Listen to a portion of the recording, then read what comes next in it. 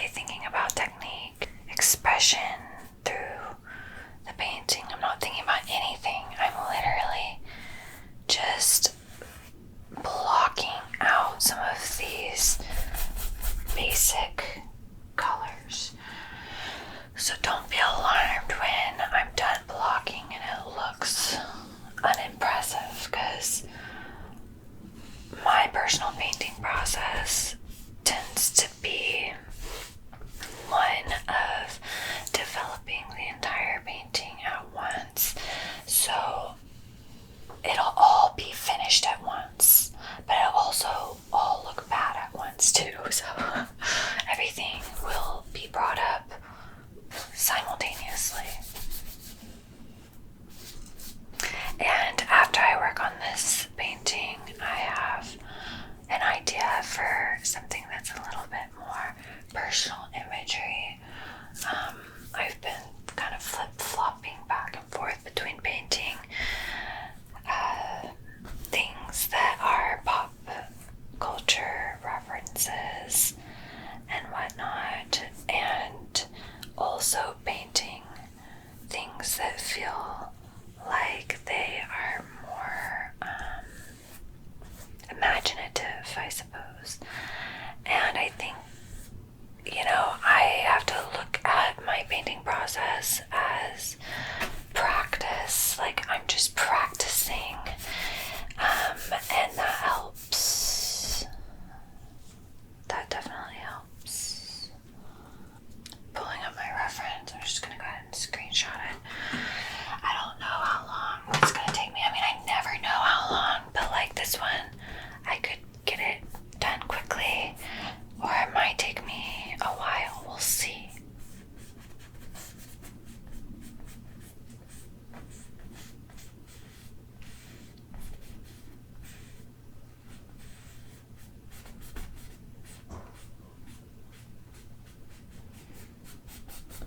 So right now it's very much kind of filling it in like as though it's a coloring book. Not really painting, but just filling it in. So, but something I talk about a lot in my painting videos is embracing the process, embracing the ugly phase. There's an ugly phase in every great painting. Most of the phases, for me, in my art is ugly. So I'm just pushing through that ugly phase to get to the pretty phase. But what I'm essentially doing is I'm finding the medium value in each color and just painting it. And then from there, I will bring more range to the color palette. And I have these wet cotton balls actually that I'm going to put all around my acrylic paints just to keep them hydrated. If you know anything about acrylics, they dry really quickly. And it's interesting because I know that oil paint has this elitist stigma to it, but it's really not true. I stuck to oil paints for a long time, and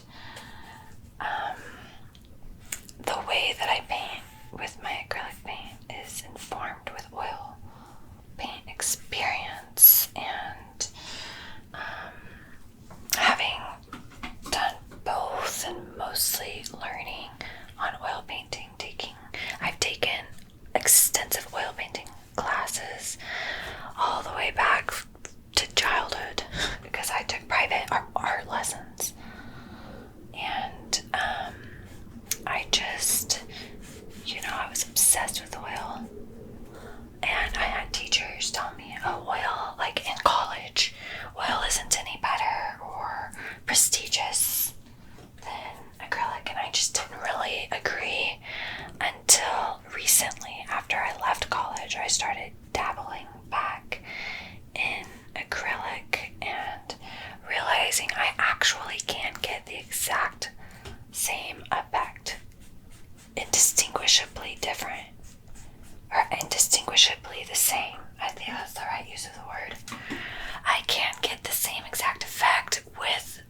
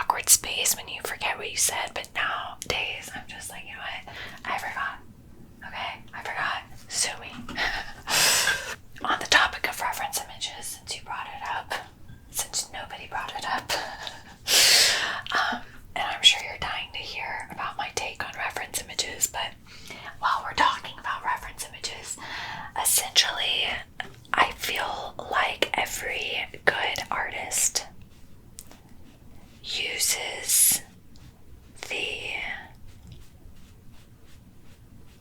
every great artist in my mind.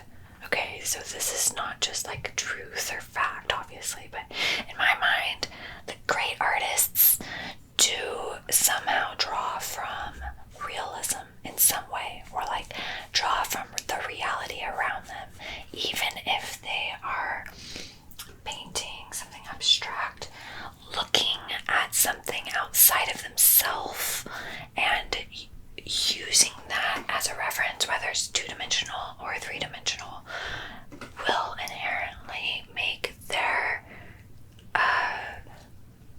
art piece better. Because if you're drawing from the information you gather around you, whether it's on an image in front of you or three-dimensional space, that is more than what you could just imagine. So it's going to be more complex than what you can imagine. Now, how much you veer from reality is up to you and your art making voice in that particular piece, etc. But even still, even if I was to paint something super abstract, using a reference image is gonna be helpful, or just using the world around me as a source of information to deepen the work of art. So that is my take on it.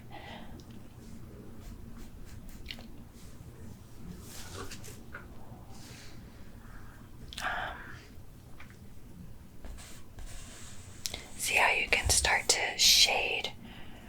And I'm trying not to get there yet, but I have to do a little shading, I guess, in order to figure out like the start and the stop of her face. Because like I said, my outline isn't totally correct from what I'm seeing. But that's okay. Instead of just spending time outlining it, I'm just gonna go in and work on it.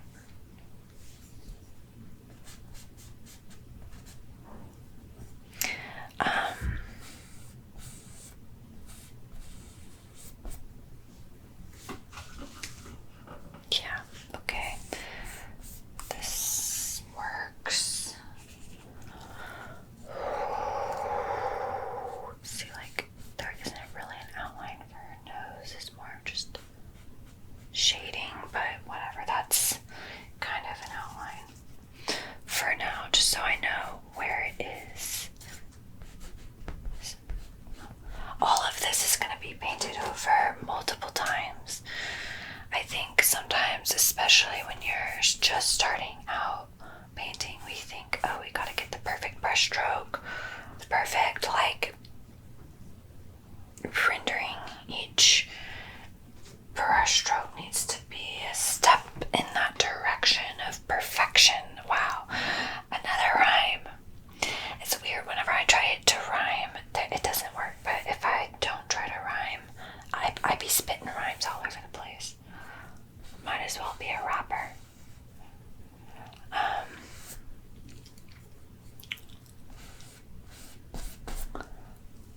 So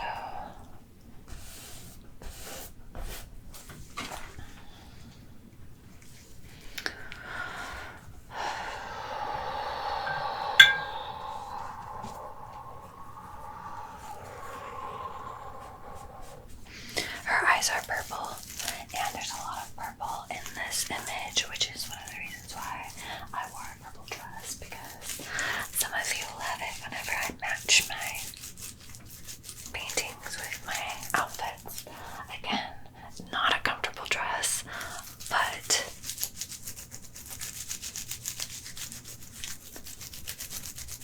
that's okay, it's worth it. Anything's worth it for you, to look beautiful for you.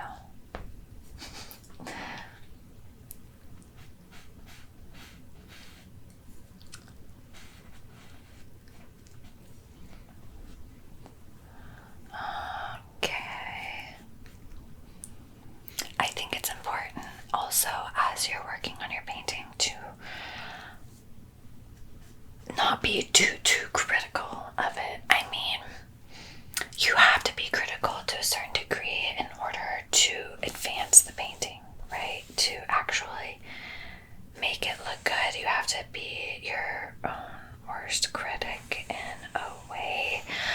But you also have to think of yourself as a child, and this is your inner child work of healing yourself as just, I don't know, the art making process comes from that place of play and childlike wonder. And they've actually even done studies to show what is the difference between highly creative people that do a lot of output and people who don't. And the creative people aren't more intelligent. They just know how to play. Isn't that interesting? They can play with no desire, or I wouldn't say desire is the right word. They have an ability to get lost in their playful projects without the need to know the importance of the outcome in our economic systems. You know, like, you paint because you want to and it feels good and you enjoy the process, you know. And that playful spirit is literally the difference between somebody who makes a lot of art and someone who doesn't.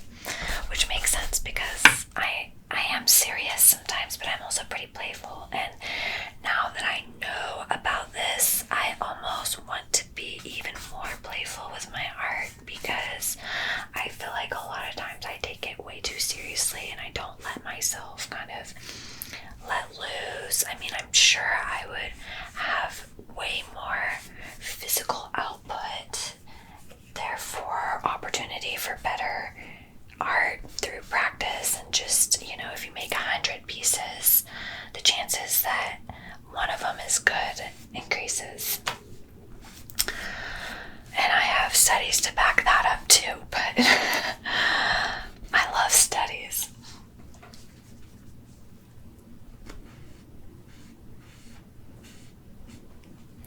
But yeah, I mean, I think I take my painting sometimes way too seriously, which is one of the reasons why it's nice for me personally to paint something that is just kind of playful and, you know, doesn't really fit a trend or whatever. I just am painting it because I want to paint it.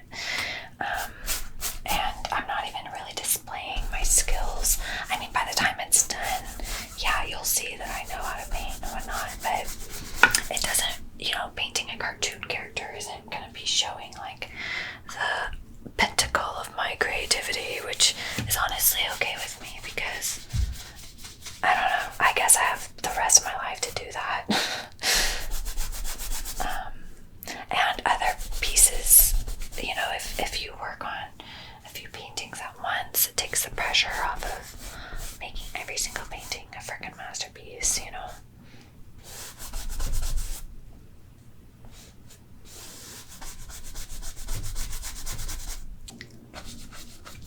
So honestly, what I'm doing right now is basically like coloring, in the sense that I'm just filling in the spaces, not really using any painting technique at the moment, but I will.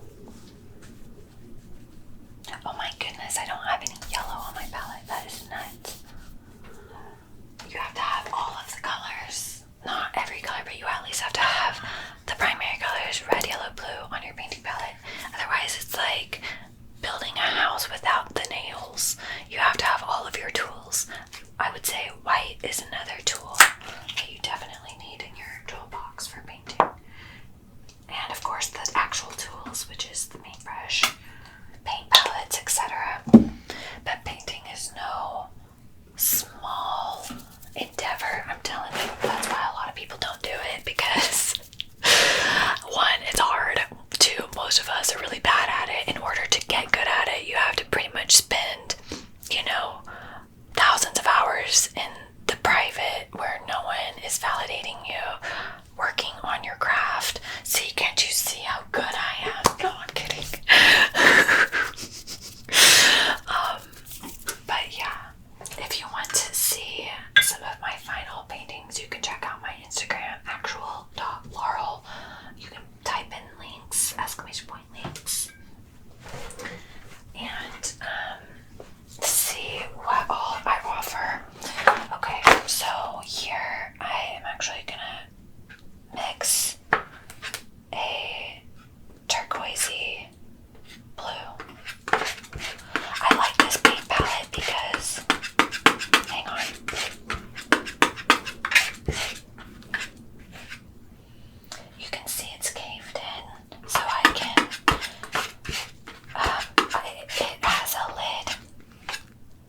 that allows me to keep my blobs of paint wet if I am to take a break. And this is paper that it fits, and that I mix on the paper and then peel the paper off when I'm ready for the new piece of paper, which I like that process way more than some of the more stylish looking palettes. This particular type of palette is my jam, and I highly recommend it. And on my table I have you can't see, but I have a little table here, and it's covered in a thick towel, which I just wipe my brushes directly on that towel. So that's one of my painting tricks. Maybe I'll do a video one of these days of all of my painting tricks. I hope you would like that. But yeah, and I was thinking about doing a clothing try on haul video. I want to switch it up a little bit, but kind of keep it in the same realm of what I enjoy doing and what I know you guys like. Because, I mean, in the past, I tried to do ASMR videos that are, I guess, more popular. I'll see trends of people doing certain types of videos, and I'll try to do it, and it just kind of lays flat. Like, it doesn't always resonate as well as it does with other people, which I feel like every single ASMR artist needs to figure out what sets them apart in the ASMR space. And it could be something as simple as just your personality, which I think is a large part of every single ASMR artist. Their personality is what sets them apart, like just them being them. But furthermore, a lot of us have something specific that we're good at, or something that we're known for. So I find that that's helpful. And for me, it's definitely the creative stuff mixed with fashion. I mean, I'm a fashion girl, and I don't even call it fashion. I'm a style girl. I love clothing, but I don't necessarily like fashion in the sense that I'm not like elite. I really don't give a fuck about like the eliteness of the fashion world. Honestly, I don't like it more than I don't care about it. I just don't like it. I feel like fashion is whatever you want it to be. And I feel like that the fashion industry is confused right now because they know that they need to be relatable, yet their whole premise of marketing is not being relatable, is being subpar. Or wait, is subpar, is that the right word? Maybe, no, it's not. It's like the whole marketing premise of fashion is like, here, if you buy these clothes, you're gonna look as great as all of these models do, okay? Or you're gonna be as happy as all of these fake ads show, you know? And that doesn't really work for our society anymore, because we want relatable. We want to see bodies like ours. We want to see a variety of people, and we don't want to feel like we're less than because we can't spend, thousands of dollars on one article of clothing. Most of us, So I feel like the fashion industry is confused because they don't know how to make themselves relevant to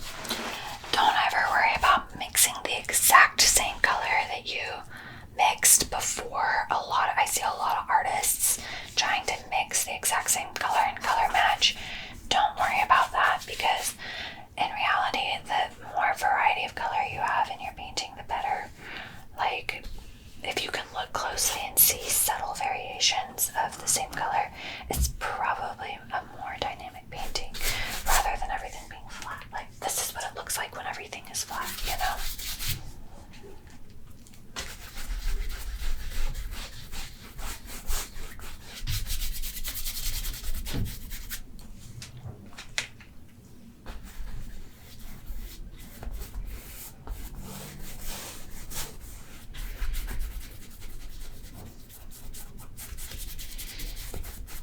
Okay.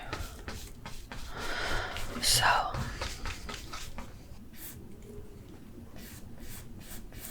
starting to shade the hair. And again, I'm not really sure how long I'll be able to work on this today, but hopefully I get quite a bit done.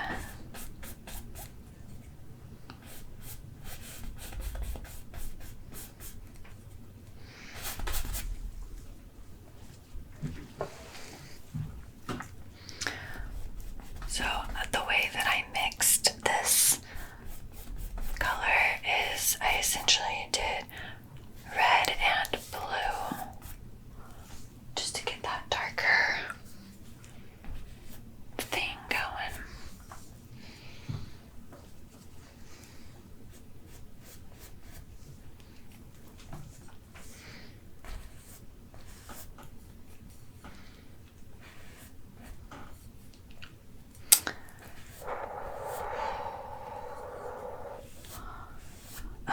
I also don't really believe in celebrity culture, even though in a way I suppose I partake in it. I mean, like, I stream and whatnot, but I do think that's somewhat different.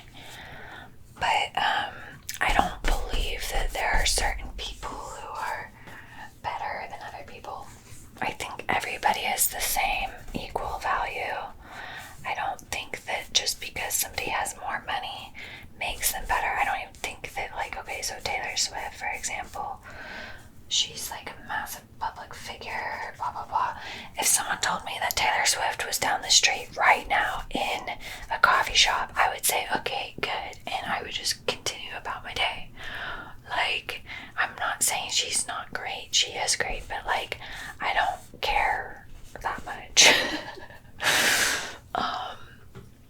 Does that make sense? I mean, and honestly, a lot of the people who are not celebrities, who are on YouTube offering valuable content and whatnot, I value them. Like, if someone told me that, you know, Maria Gentle Whispering was down the street or whatever, I would be like, okay, I drop what I do, what I'm doing, and go down there. So I guess it's just up to personal preference, like what matters to you. But just the sole fact that someone is rich and famous is not enough for me to give a fuck. You know what I mean? It's like, I guess I'm like everyone else. It's in the sense of like, how is it relevant to me? You know, I'm not trying to be all selfish, but you know, at the end of the day, you gotta just kind of keep living your life and trying to, you know, continue to just do your best at what you do. And like, there are gonna be all these other people, you know, there's other people who might seem like they're doing better than you or whatever, but it's like, by what measuring stick? You know, fame and wealth seems to be the norm to measure people's success. But it's like, what about their relationships? You know, what about their level of rest and happiness and autonomy and privacy? You know what I'm saying? And freedom too. I mean, if you're selling out major stadiums for your tickets and stuff, like, you can't live that life if you wanted to. You built your own fucking prison. You have to show up to XYZ, otherwise an entire economy will suffer, because now you're employing so many people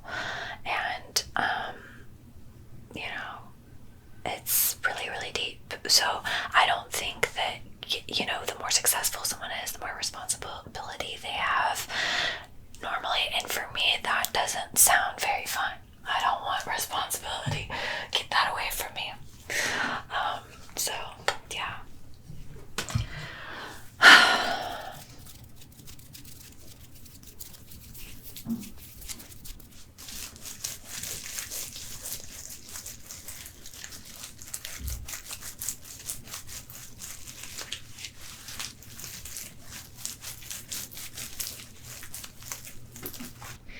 You know, I thought about not sharing this idea because I was like, you know, I don't want someone to take it, but here, take it, all right? I think that there needs to be... Oh, and if you're wondering what I'm doing right now, sorry, my ADD is getting the best of me.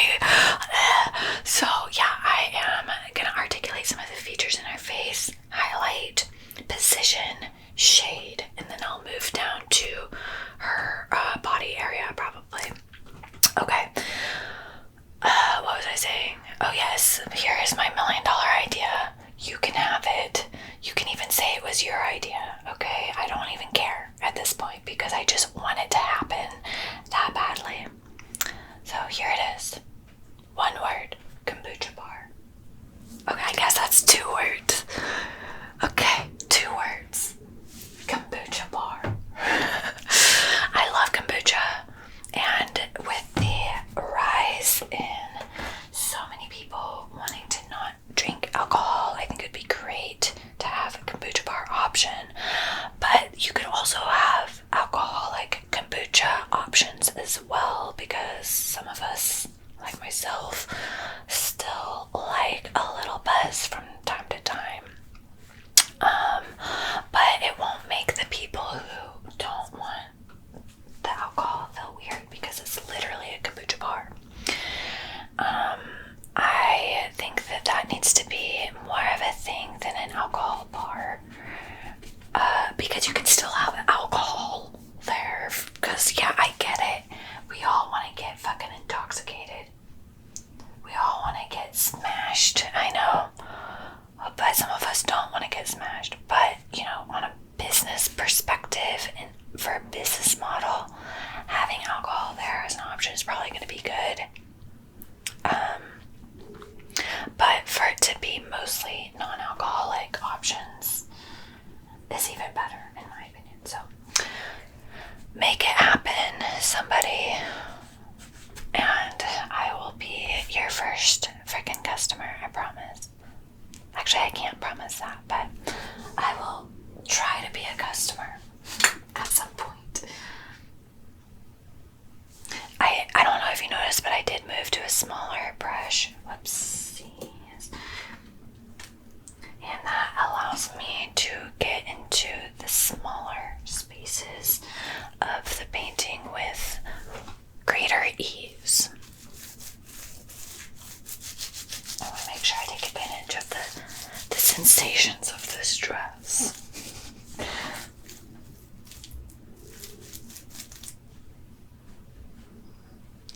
But,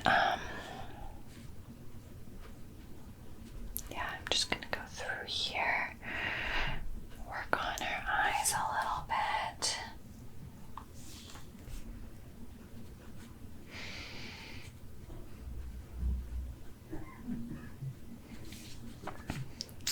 I remember whenever I was younger wishing that I could draw and paint.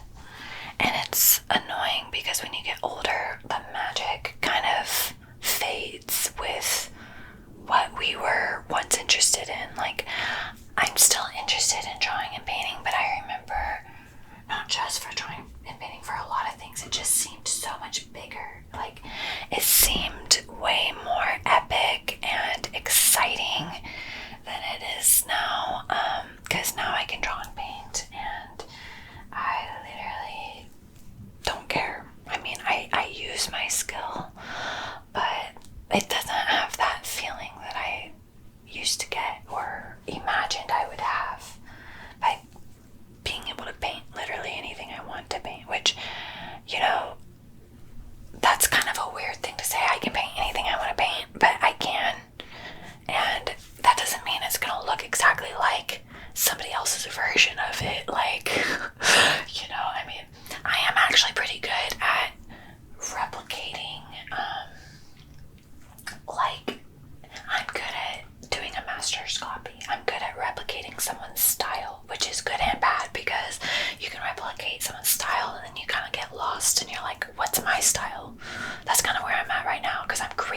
replicating. But it'll still look like my piece at the end of the day. I mean, even if I make it exactly like that, I mean, there's gonna be little things that make it mine. So yeah. Actually, I'm gonna grab this black paint. And obviously, her eyes need work, but I'm getting to the point where I'm seeing kind of at least where they are located, which is good.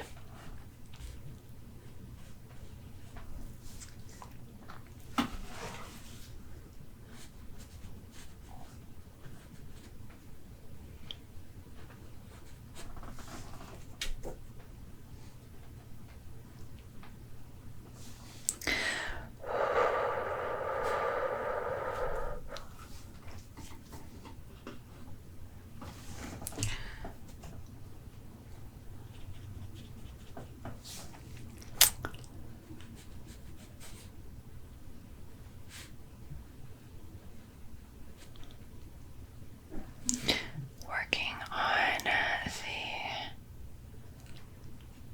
I don't know, she has like highlights in her eyes. Oh, I didn't know that my Streamlabs was on. Hang on, let me turn that off.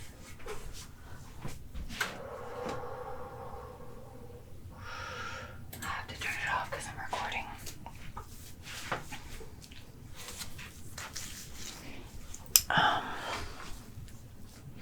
I don't know what I was saying. She has highlights in her eyes, but I'm going to postpone actually working on those until I get more detail in other areas.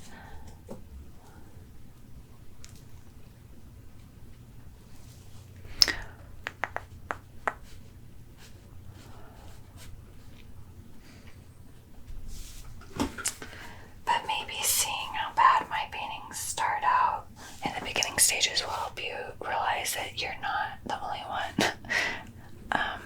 Because it just takes time, my friend, to get it to where you want it to go. And again, like, I feel like a lot of artists don't give themselves the chance to actually show what they can accomplish in their work. Sometimes I even wonder if I'm not giving myself enough chance.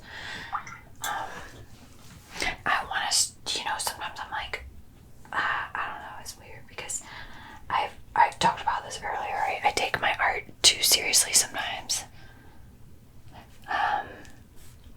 So it's like sometimes playing little thought games for myself can help me produce better art, but it makes me take it too seriously. For instance, sometimes I'll think to myself, okay, if I have one painting that I can paint for the rest of my life, what would it be? And that's what I should paint, which is a good idea in theory, but it's also taking it way too seriously, because what if I have in mind that this epic painting is going to be, so good, when really this sillier painting over here is the one that really moves people and what people can relate to. You know what I'm saying? So, painting in some blush.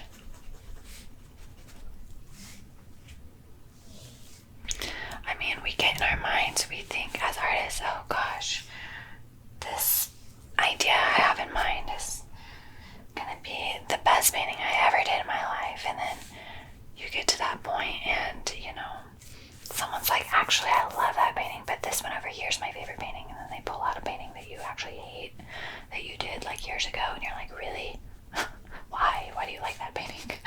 I've sold paintings that I felt that way about, where I'm like, wait, you want what? Which painting? Wait, what? But it shows you that, like, just because you don't like your painting at that moment doesn't mean that it's not a good painting. It just means you don't like it right then.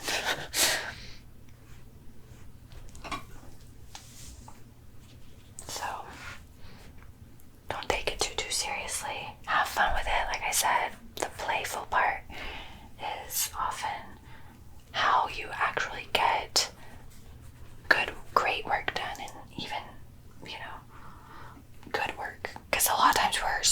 focused as artists being great that we can't even make something good. But it's okay to make something good that's not great. Like when I'm done with this, it'll probably be really good, but it's not going to be the greatest thing I ever made. I mean, just the context of what it is as a cartoon character. It's not going to be just like this extremely profound painting, but it'll still be really good work, and I'll still learn through it, and it'll still be a really good painting when I'm done, you know? So don't take it too seriously, and know that worst case scenario, you can always sand down your painting and paint over it. I personally don't sand it down whenever I paint over it because I like the added texture of the paintings underneath. But a lot of people like to start from smooth canvases, so you can always sand it down if you want to remove some of that texture and use that canvas again. So just remember that.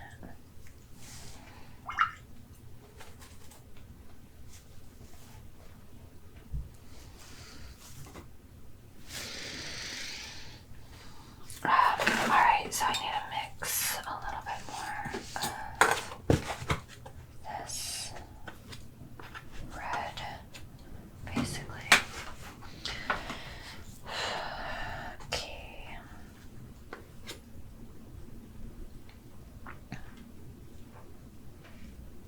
Put a little bit of blue and some browns in it.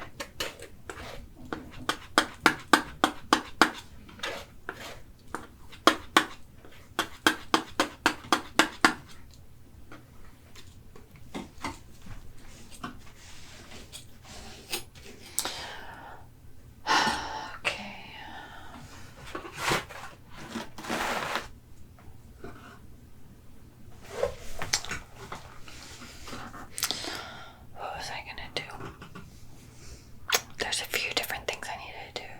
It can be overwhelming whenever you are working on the whole painting at once and you see multiple aspects of the painting that need to be fixed, but that's okay. Take your time. I always say seeing it is the hardest part. Once you see it, you can fix it, but it might take time for you to actually get around to fixing everything in the painting that needs to be fixed. So sometimes you might even need to take like actual notes. I mean, a lot of people do this where they will look at their painting after they get to a stopping point and just observe it and take full-on notes of what they want to fix or add later rather than just doing it right then. Just take notes, do it later. You can do that all throughout your painting process, but a lot of times people think that the skill is in the hand, but it's not. It's in the eyes and the mind, because there is nothing that you can do with your hand if you don't see it first. So I think it's interesting that my physical features actually portray what I am best at. For instance, I have really big eyes and I'm really visually perceptive and I see the world through my eyes. I mean, I guess everybody does, but as a visual artist and as somebody on the autistic spectrum, I'm very visual. You know, like the whole world is processed through many senses, but you know, I would say that my visual language is the strongest language that I actually have. So the better you look at something, and it really doesn't have anything to do with the size of your eyes, but I've just noticed that I happen to have big eyes and, you know, I'm a very visual person, so, you know, it's just a correlation that's kind of a, you know, maybe a coincidence, maybe not, depends on what you believe. I'm kind of a nothing is a coincidence type of person. I feel like that, you know, I don't know if you ever like looked into ancient Chinese face reading. Yeah, I saw way too many TikTok videos about Chinese face reading, but it basically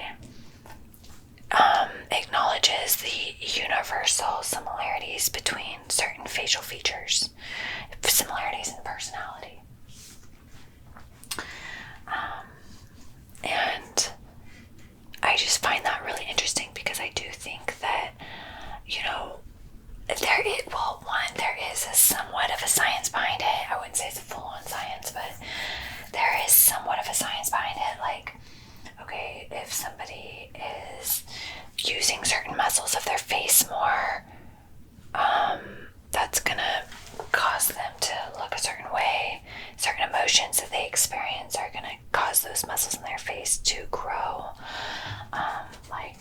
There is some logic to it like that, but some of it's not that logical. Yet there's all of these people who show similar facial features that also show similar personality traits to those facial features, or in relationship to those facial features. So look into it. I mean, you can call me hokey, but there are certain things like, okay, so for instance, I have crow's feet, right? But I have the kind of crow's feet that are genetic. Like when I smile, I don't know if you can tell, it bunches up. I have bright lights on me right now, but it bunches up in the, you can see some pictures where you can see that like my eyes bunch up on the side, and it's not due to aging. It's literally just because of the way, the way my face is. And evidently that means that you're really extremely charismatic and lovable, and people are drawn to you. And sometimes people who have that trait, that it can affect their ability to stay in one relationship because they're so magnetic. And I mean, I kind of relate to that. I wouldn't say that it affects my ability, like my magnetic personality doesn't affect my ability to stay in one relationship per se, not that I know of, but I could see that with some people. Like there are other celebrities who have that, and like they, share that trait.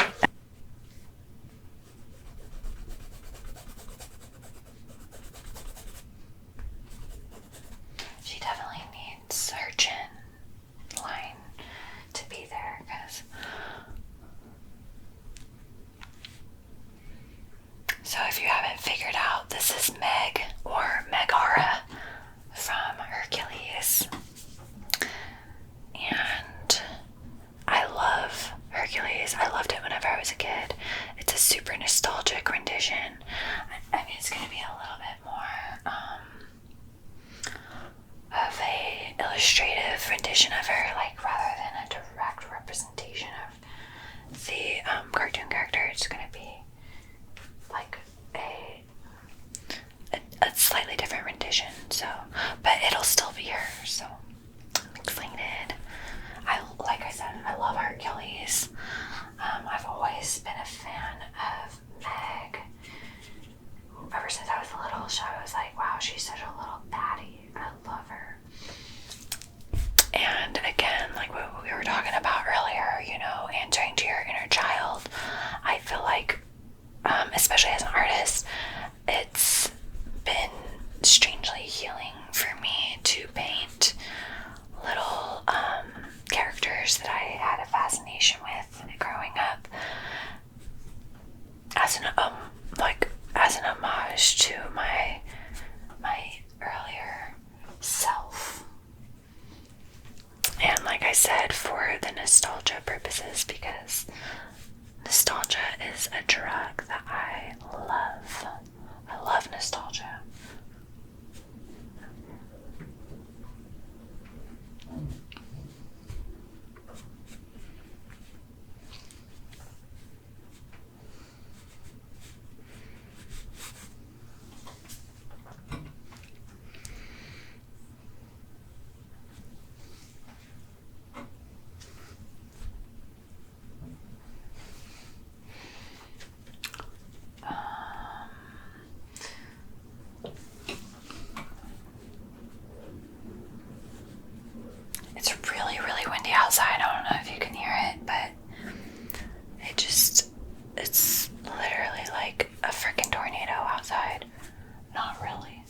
it's similar. I'm from Oklahoma, so I actually know how bad tornadoes are. But I don't currently live in Oklahoma, so for us here, this is really windy weather. Like, things are blowing around. It's kind of cray.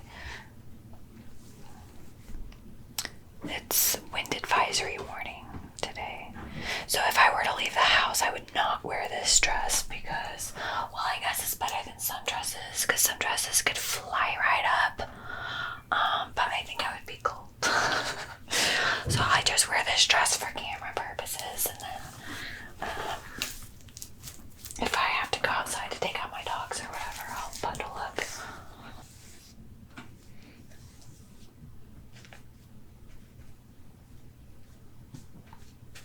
I think I used up too much of this paint. 1 second.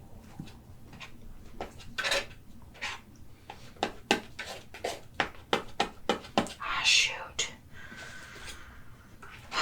Getting too many colors mixed up. That happens sometimes. It's annoying when it does. If you ever feel like you're losing control of your paint, just slow down, clean up the colors, maybe start a new mixing blob. Mixing colors is a whole other thing in and of itself. So I feel like if I were to get into it, it would have to be a full-on lesson.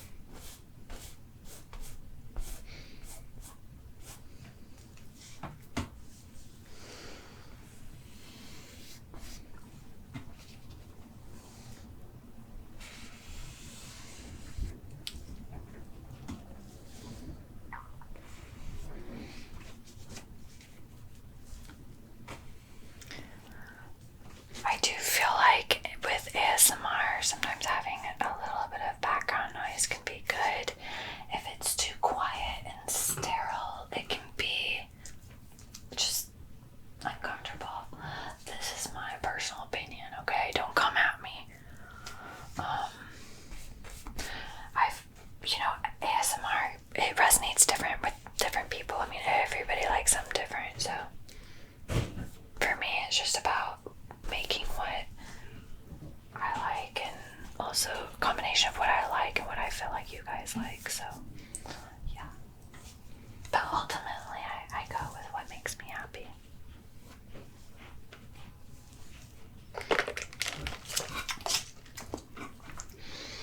What do you think of this wide view?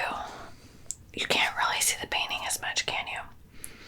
But you kind of get a sense of like the environment more, which is kind of nice, you know? I like to go back and forth between both. Okay,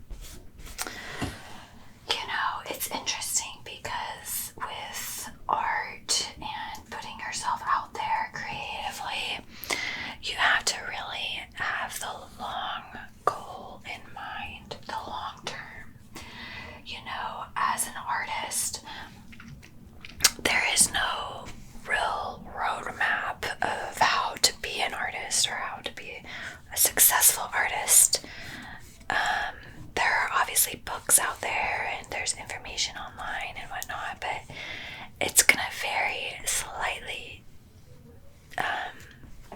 to each person.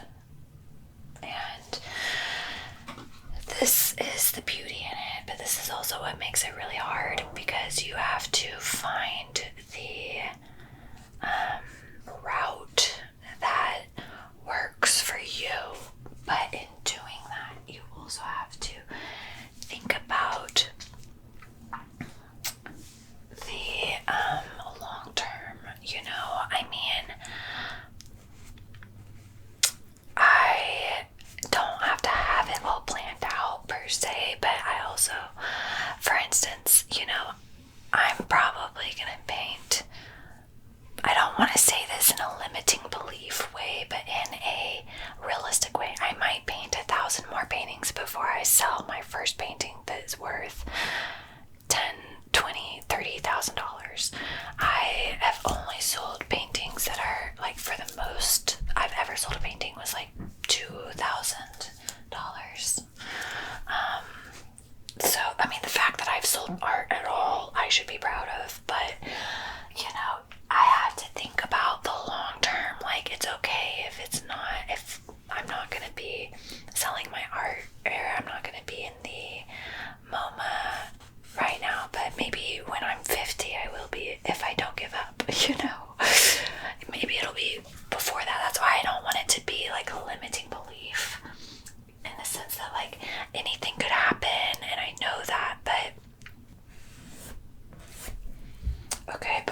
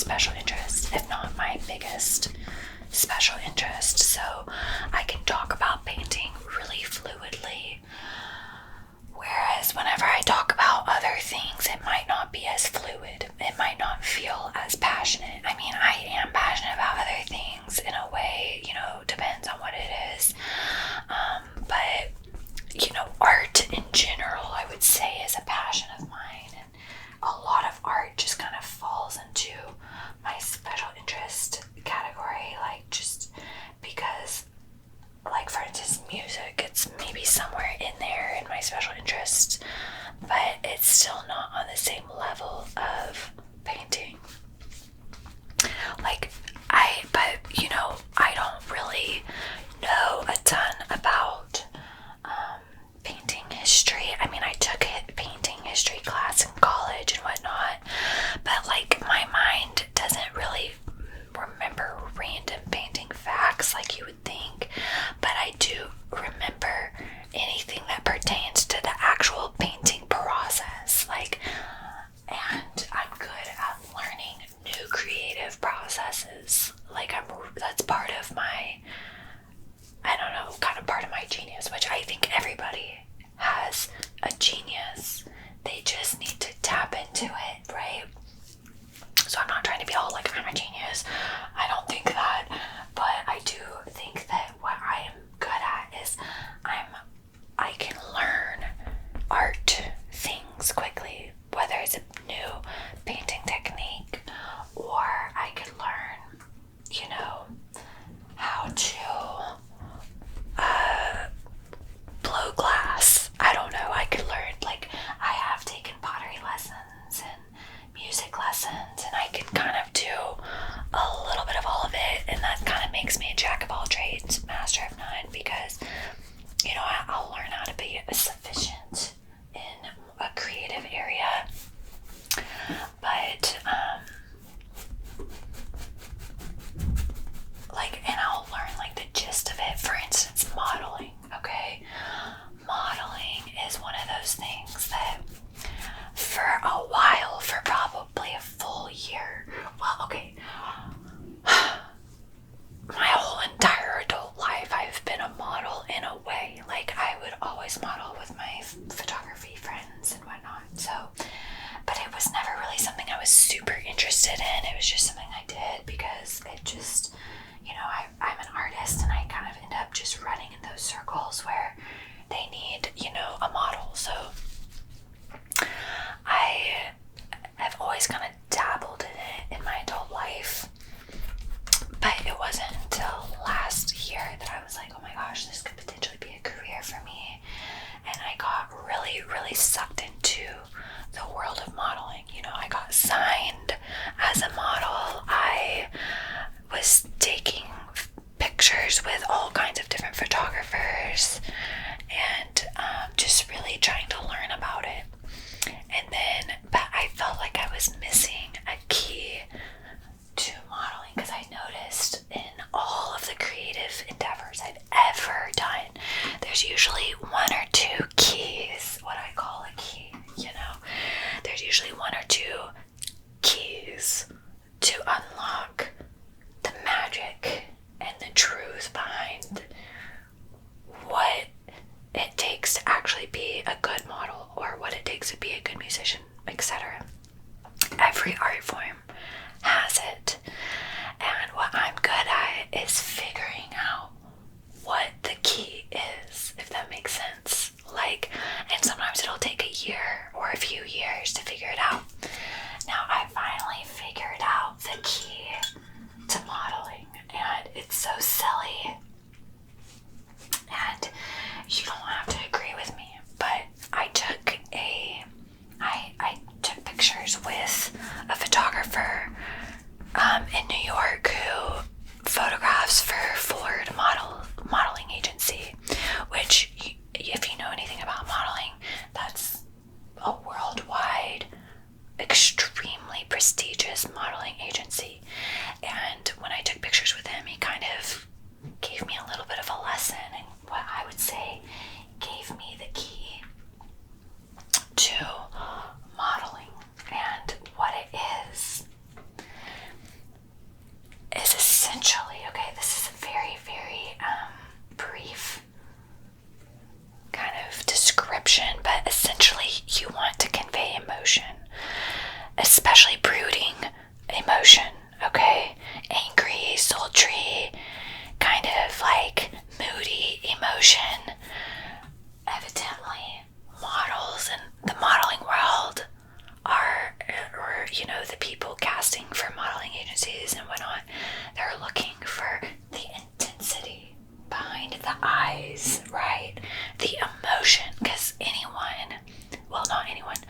most of us girlies can sit there and take a beauty shot. Most of us know how to take a beauty shot. I mean, especially if you are in this digital age where you grew up with a fucking phone or whatever. Like, most of us know how to take a beauty shot and how to look pretty in a picture, you know?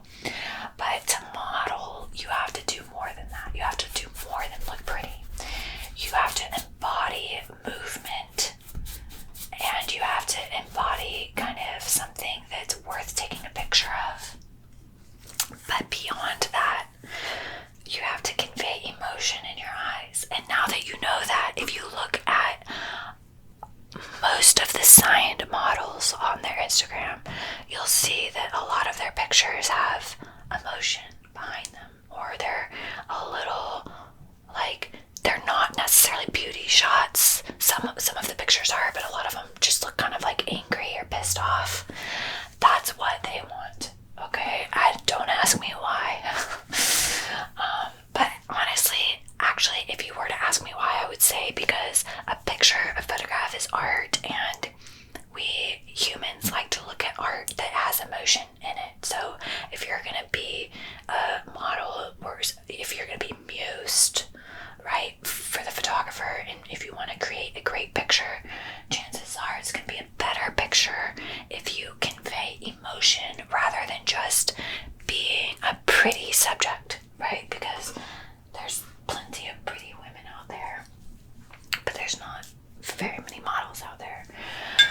So yeah, that was the key that I learned to modeling. And it was weird because once I learned that key, I kind of stopped caring so much about it. Like, now I know what it takes, and I know what they're looking for, and I feel like, okay, I can do that. And now that I know that I can, I just don't care anymore, because there's other things that I'm interested in, and it's hard for me to stay really super focused on one thing like modeling. So, but yeah, every single art form has a key that you have to understand. For me, I'm a logical person, so I understand things and think about things in a logical way. And I've talked about that before, but like, you know, in my mind, there are really no coincidences. There are reasons for pretty much everything.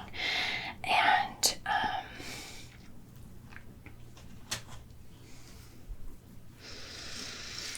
so with that said, when it comes to art, there's usually like a logical reason as to why certain things or certain artists or certain paintings or images are more successful or more impactful than others. It's not like an aloof thing. There's a reason why.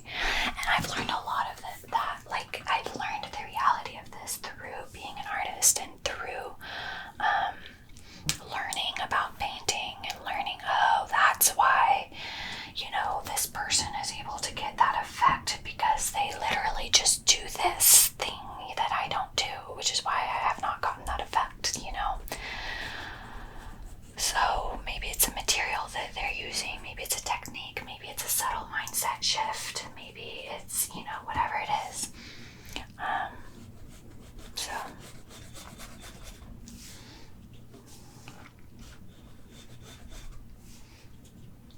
I'm trying to add some shading to her arm.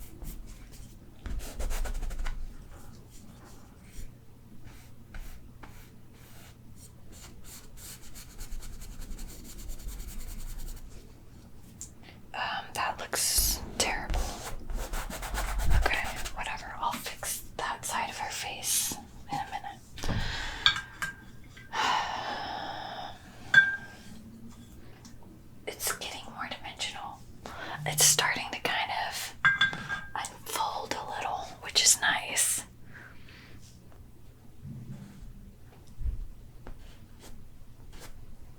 Oh my gosh, I see so much that needs to happen in this painting. It's a bit overwhelming. Okay, I definitely need to mix some colors.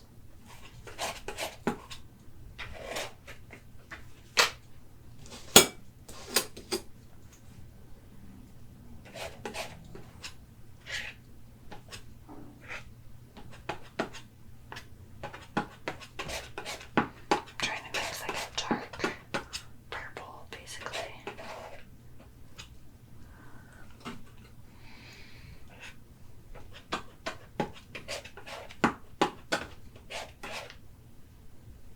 Feels like it needs to be redder. That's better. Wow, redder and better. Redder's not a word, but that's poetry for you, you know?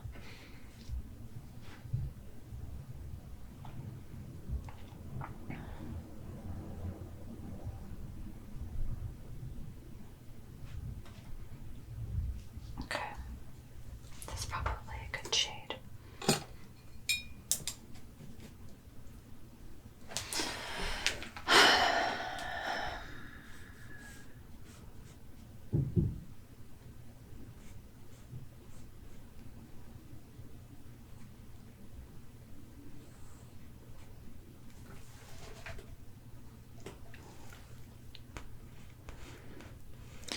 But yeah, I mean, I don't know how actors do it. I mean, anytime I try to act, I feel like I look so fucking stupid.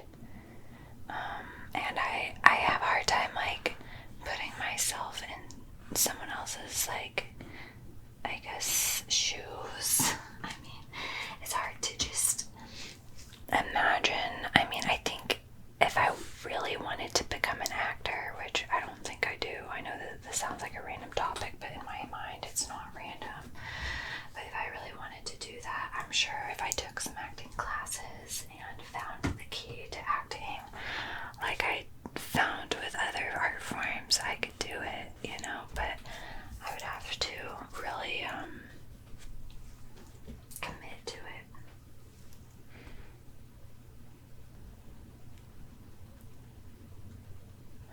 I had a lot of different kinds of like normal jobs in my life. I was a grocery checker, and I checked groceries. And I specifically remember one guy came in.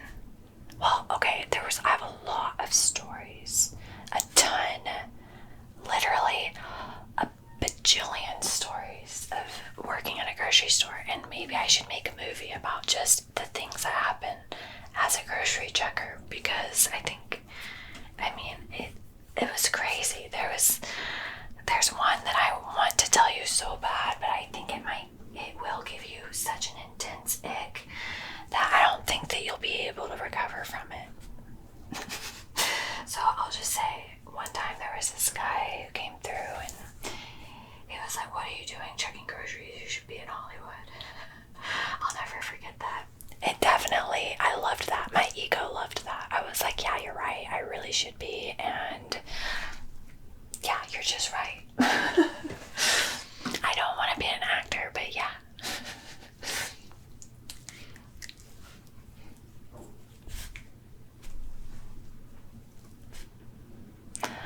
And I was actually 23-ish before I had my first Instagram account. I never had a MySpace, never had a Tumblr. I had Facebook, and that was my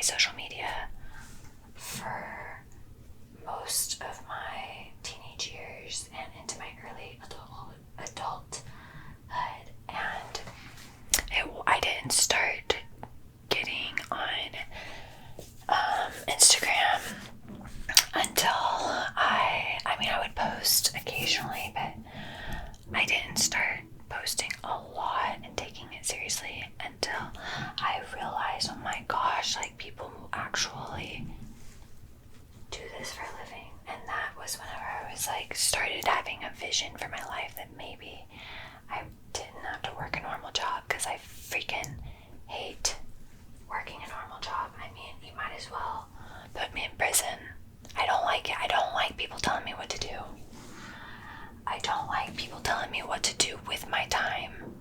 I don't like sacrificing my time, which is my most valuable asset, to build somebody else's vision and entrepreneurial dream, while my vision and my entrepreneurial dream is sitting on the freaking shelf. I mean, that's why I'm saying is like, working a job is literally, it means that I trust someone else's vision for my future more than my own vision for my future. And it's not true for everybody, because a lot of people do so well in those environments, and honestly, I'm a little jealous of the people who do super well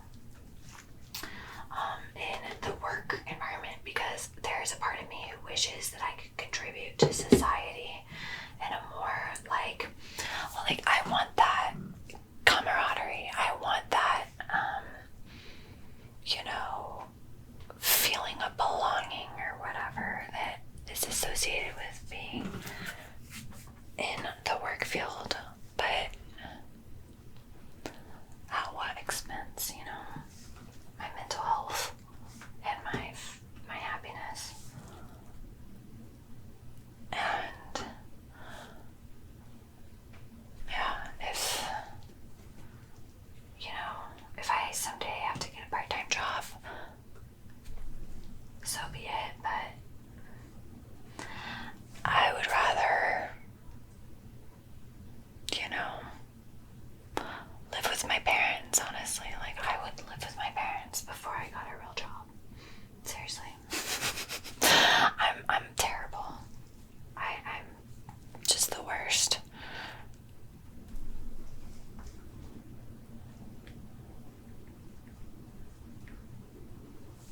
But like I said, I worked at a grocery store. I worked at an arts and crafts center. That one was the funnest out of all of them. But it was still awful because he never wanted me to actually do art. I couldn't actually do art there. I had to just check people out, and I worked at a frame store, which was part of the arts and crafts center. So it was like dual work, managing the craft center, but also taking frame orders. And so I learned how to do a little bit of like basic framing, which is good as an artist, but I was mostly taking the orders because they already had their professional framers there. And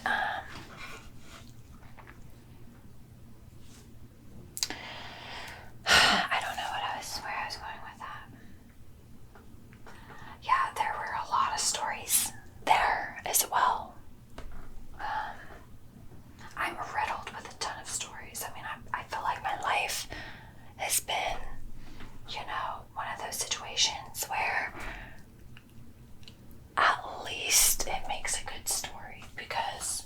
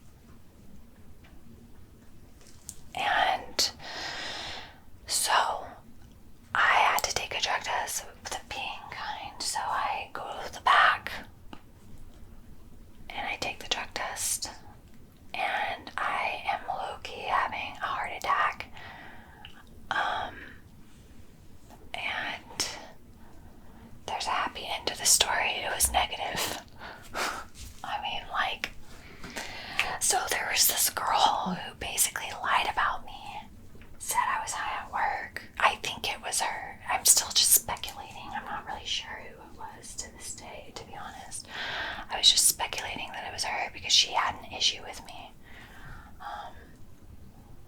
For sure.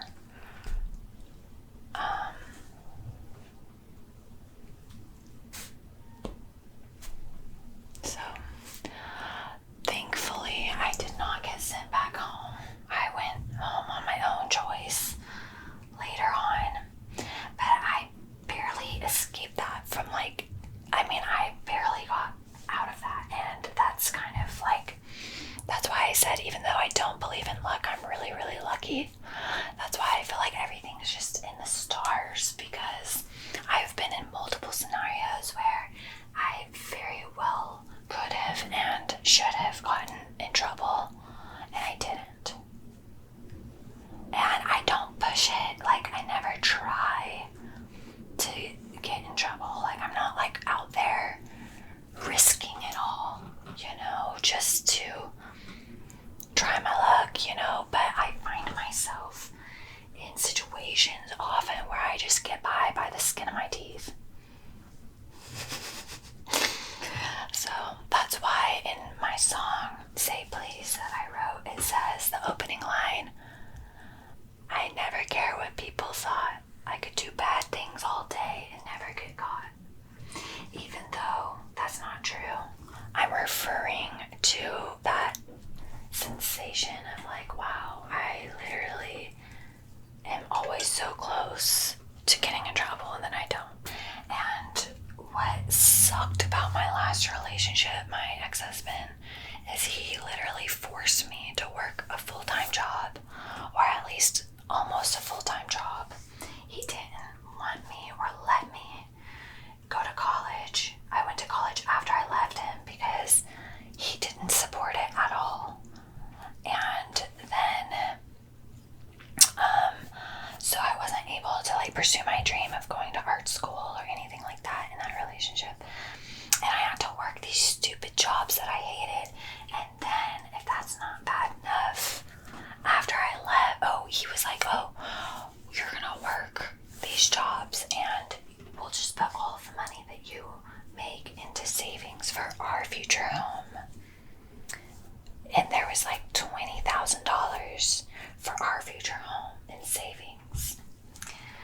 And when I left him, he literally transferred all of that money into his account and took me off of his account. Because at that point we were shared accounts.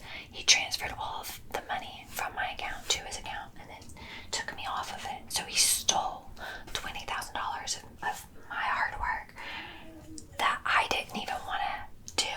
I didn't even want that.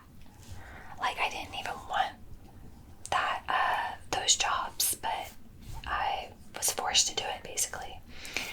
And then he stole that money, which I will say I did get alimony.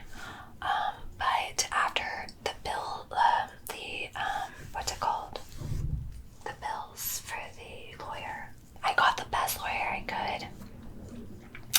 So after the lawyer bills, I didn't really get that much money back. I mean, I lost so much money fighting for the money, but I was like, as long as he doesn't get the money, as long as he doesn't just get out scathed free, I was gonna put him through hell, basically.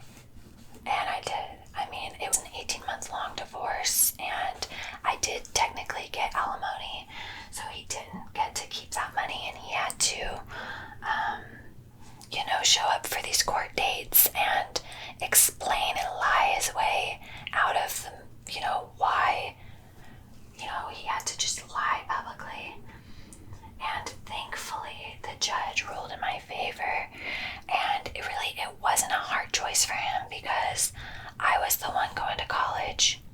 I was the one that had all of this evidence of the money being wired out to his account, evidence that I was no longer on that account, evidence of my money from those jobs being that was in fact my money. So he was the one that really got screwed, and it's crazy, he's married now,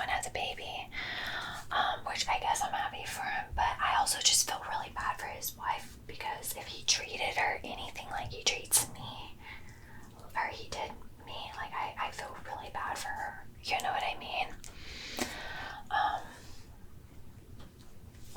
Like, I hope that she, but, you know, I'm not going to talk about who's prettier because I think we all know. You know, I don't even need to bring that part up.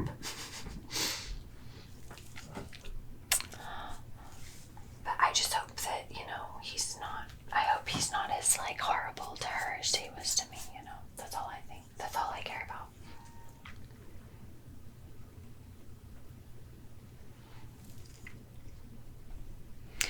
But I really, you know, it's interesting. I don't have any resentment. I could see him tomorrow and I really would not care. I mean, I'm sure I would care a little, and I'm sure I would feel emotions and I would have anxiety and all of that, but like, because, you know, I'm a human, but I'm not angry. I'm not anything. I've moved on. I'm so glad that I left him, you know, and just proud of myself for creating a new identity for myself and a new life. And yeah, but with social media, you know, I'm sure he's keeping up with me. I mean, even though I have him blocked on most accounts I've created, and I've created so many Instagram accounts, he might not be blocked on some of them, you know. I really don't care. But I know he probably fucking hates it. That's the thing, is he was so controlling. Like, he did not want me to be on the internet or to show my body or to be hot or anything like that. So he probably just absolutely hates the fact that I'm on the internet and like wearing scandalous clothing, you know. Which, honestly, good. I'm glad.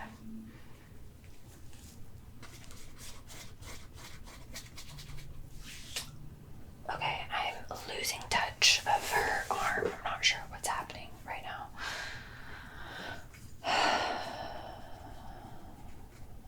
I can tell that it's just kind of not quite right, you know?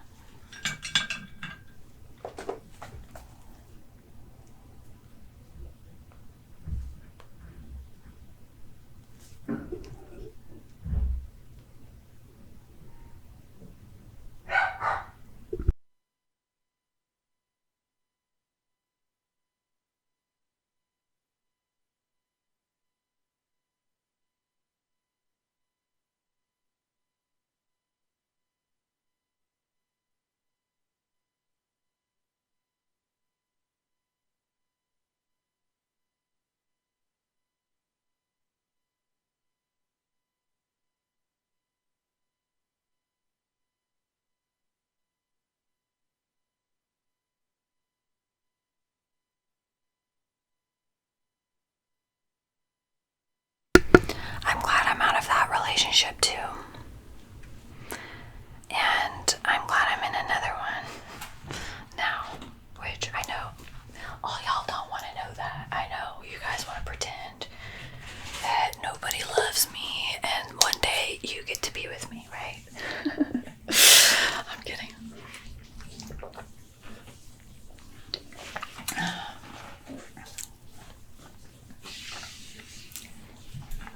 Well, that's just too damn bad. I'm kidding. I'm sure you guys are happy for me. But I have had some people on the internet be like, I don't want to know that you're in a relationship. So, whatever. The truth hurts sometimes.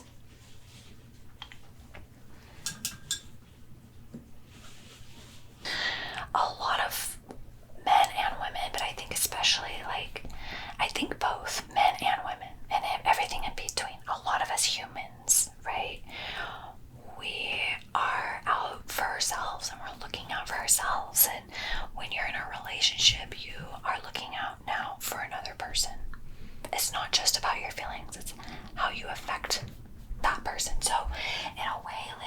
isolation is much easier. It's much easier to just say, fuck this, I want to be single for the rest of my life. And a lot of people do say that. And a lot of people are single for the rest of their life because that's how hard it is. So that's why, it's important to make sure that you can work out a lot of these issues before you get married to somebody. I got married way too young. I had no idea what I was doing, and I learned a lot about myself and all of that. I think I would not be the version of myself I am today if I hadn't have gone through that. And I probably would, I don't know, I just feel like I would be a totally different person had I not gone through that.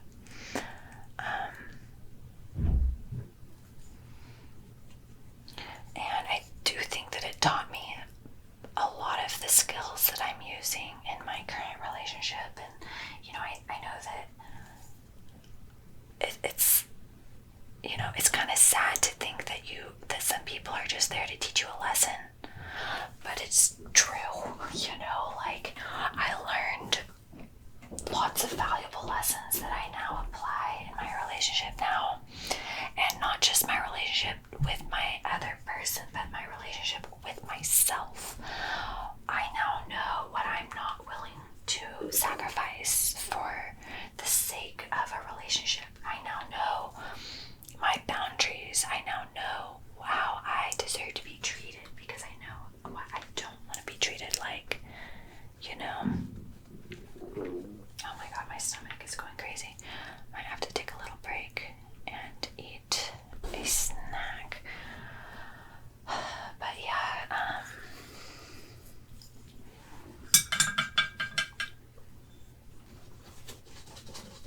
that was a really long rant about relationships.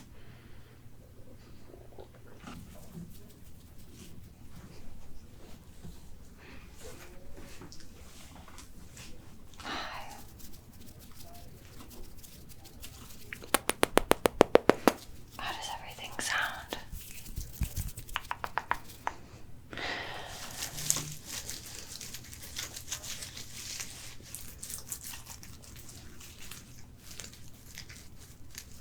I just got back from, well, I won't say I just got back. I got back from a haircut / trim a couple of hours ago, and then I took a shower and I styled it. So yeah, this is day 2 of working on Meg, aka Megara, from the iconic Hercules. I'm still a little unsure what franchise did Hercules. Was it a Disney movie? I think it was, but I'm really not sure. The first thing I need to do, okay, so I will say this color palette is pre-prepared. I mixed those colors yesterday and transferred the blobs of paint from that color palette paper onto this one. And I know for sure I need to make a few lighter shades of color as well as some purples, things like that, okay? So, yeah. And turquoise, I definitely want to work on everything. I don't know if this is going to be finished in this setting because I have been working on the paintings and then taking breaks and then coming back to it. So I'm not going to rush the process.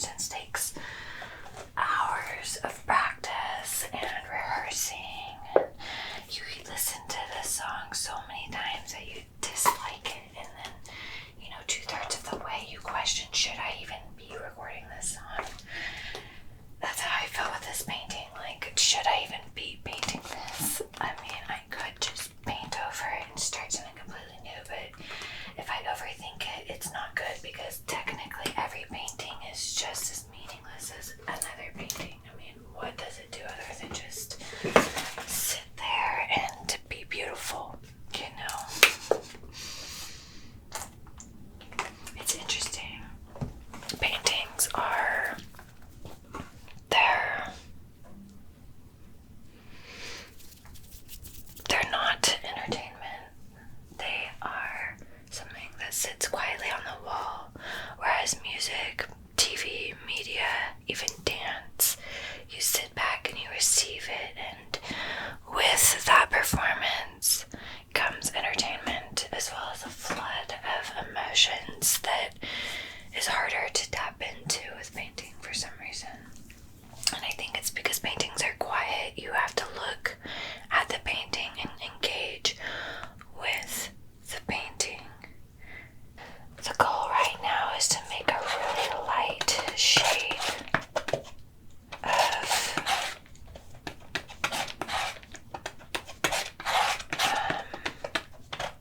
just a highlight color. We'll just say that it's a highlight.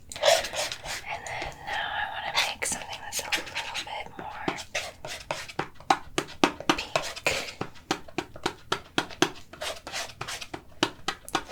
So that's a little bit like what I want.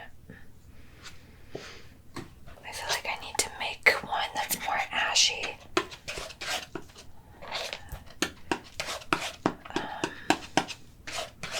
Actually, I kind of like that for the highlights of her dress.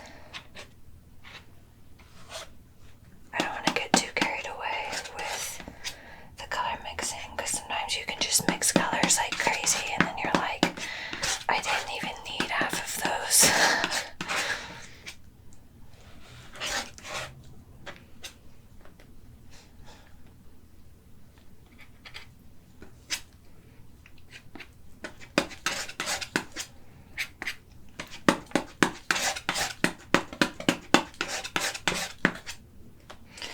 But I mean, I guess the cool thing about being a content creator over the years is, you know, you can go a long time without anyone thinking about you, and then you can pop up again and they'll be like, hey, I remember you. And it kind of does that in different spaces of the internet, in different ways. It's interesting. I always feel like I have to explain why I'm not doing what I used to be doing, because in some capacity I am, but like because I have a bunch of different little bubbles of things that I do, I kind of juggle between all of them. That like if I'm neglect one platform for a while and focus on another, I always feel a little bit bad for the one that I neglect. But I am kind of all over the place with it.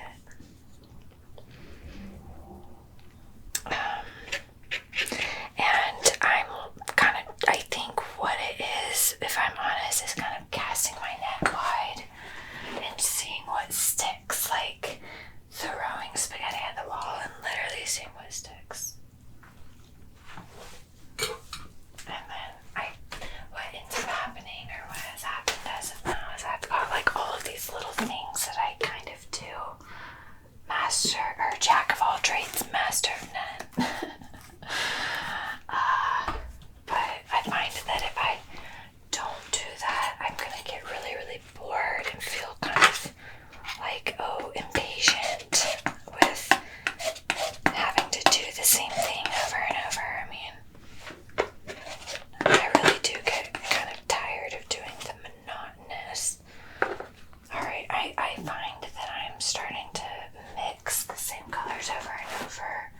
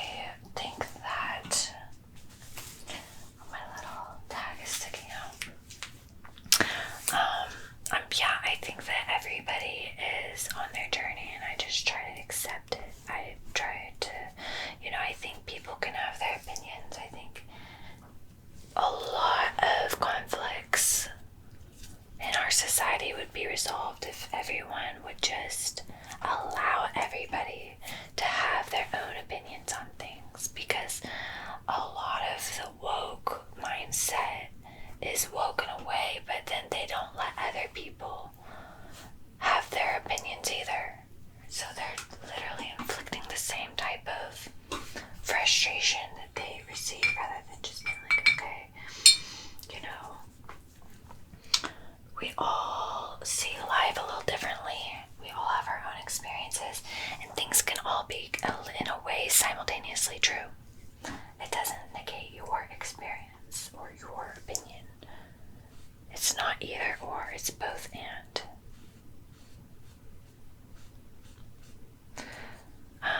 I have realized that in life, paradoxes exist, and I think I want to, and I think a lot of people can relate probably, is we want to logic our way through life and make sense of things when some things just don't really make logical sense. I mean, we have such finite brains in comparison of, like, the scope of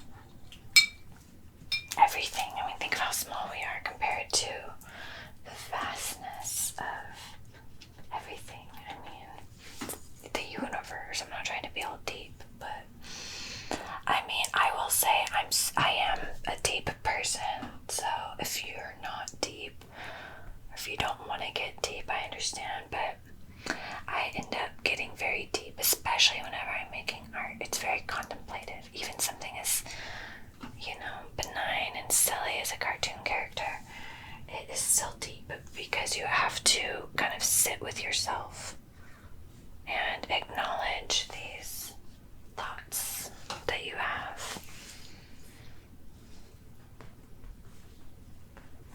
Oh, shoot.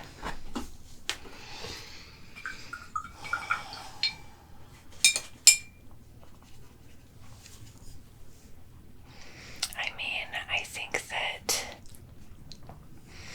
I want to start giving myself the space in the room to be human and to, you know, if somebody else wants to think something about me, that's not my business, but like I can control what I think about myself. And I think that that can be a hard place to be, because when you're living your truth, not everyone will understand. And as an artist, it's so important for me to feel like I can express myself, but not everybody understands. And even whenever I started ASMR, people didn't understand. People still don't understand. There's a lot of people don't even know what it is. It's way more widely accepted now, because now, like, older people have kids that watch ASMR or grew up with ASMR. And I don't mean like older people, but like, you know, older millennials that have kids or teenagers. I don't know what you would call that age. Like the 40-year-olds.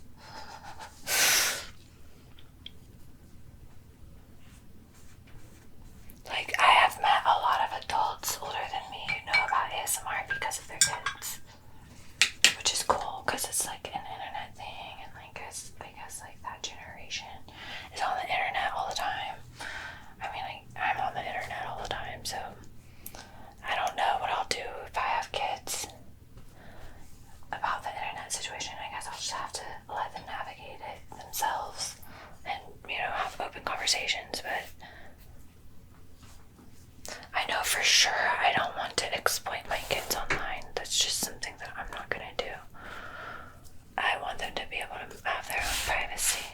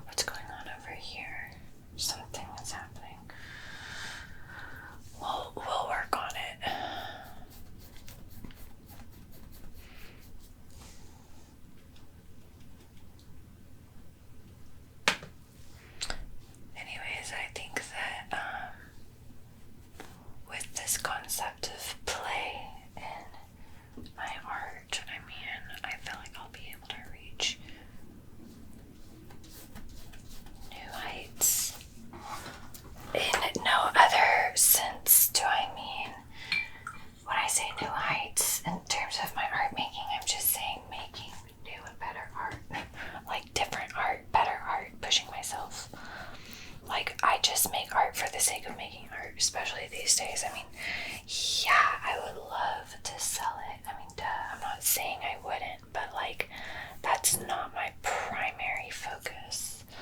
I mean, maybe it should be. I feel like strangely though, once you start trying to do that, it kind of cuts off that creative supply mentally, you know? Okay, I gotta flip this, see what's happening. Alright, it's getting there. It's definitely getting there. I feel like I need to take a picture of it so that I can see it black and white. It's like shiny, you know?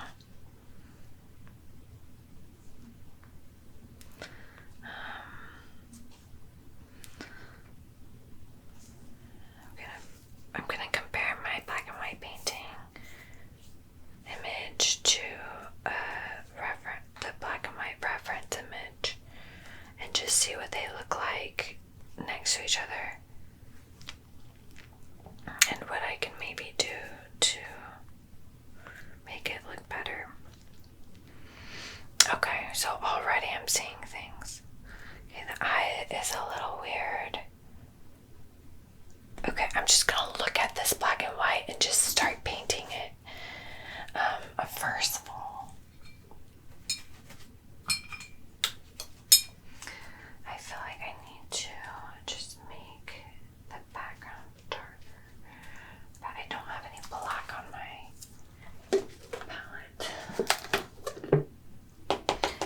You know, like there's a lot of artists out there who are way too elite to use black. Honestly, more power to you, but that's just not me. Like, I am a purist in a way, but I try to strip myself of that type of egotistical, like, thinking. Like, some materials available to you, you don't want to use because it's just not, at least this is how I perceive this type of mindset. I mean, I'm not saying that they're bad people, but this isn't the type of mindset that I think can get you places with your art making, because imagine how much more you can accomplish if you just use all of the resources you feel inspired to use and not let the stigma of that resource deter you from using it. Like, oh, I don't want to use, there's lots of artists who's like, I would never use this type of blue paint.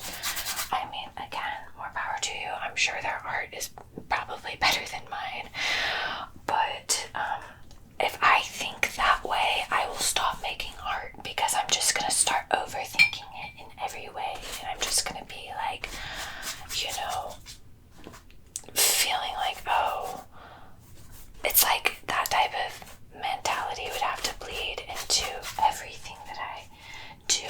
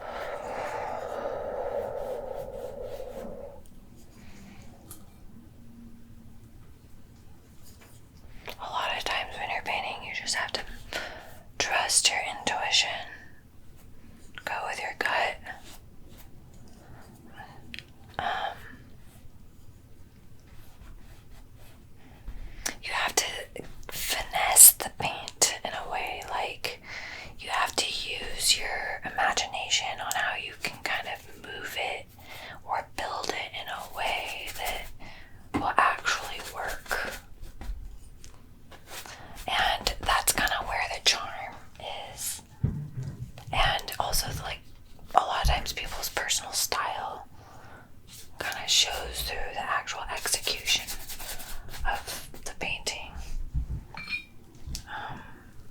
Because the possibilities with paint and how you can manipulate it is limitless.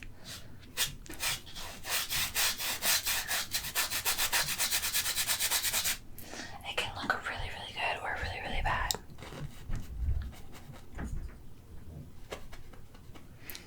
I mean, but even quote unquote bad is still good in my opinion. There's nothing that isn't.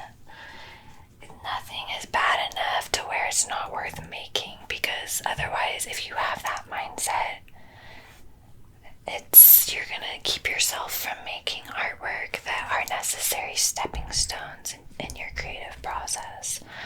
Like, I mean, of course, down the road, you might look back on something that you painted and cringe a little bit, but that's honestly a good thing if you do that, because that means that you've experienced growth between now and then.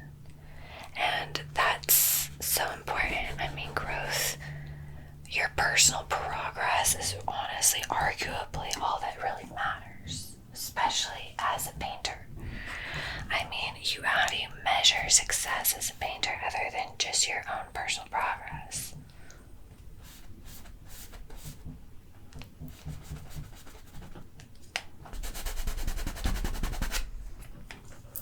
I don't know. See, like, what I'm doing right now is not technically like traditional, like technical ways of painting, but it works. And when you see the painting, you can tell if there's like little tiny finesses throughout it that make you drawn to it.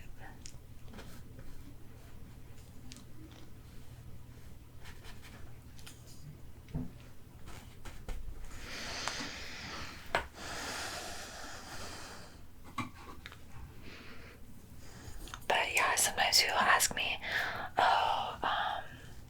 is it hard to sit up straight when you're painting or whatever? And the answer is yes, sometimes it is, and a lot of times I find myself hunching over because I'm like looking up close or whatever, which is why I also try to stand up straight, because it's better for your health. I mean, it improves blood circulation to your head when you sit up straight, and it can also prevent permanent spine damage. So it's like kind of a serious thing to make sure you stand up straight. But I do get kind of, I don't know, sore regardless sitting and being in one spot, which is why I have to stand up, take breaks, just kind of allow the painting to take the time it takes, to not force myself to just sit through it and pump it out right then, you know? Like, I might take time with it.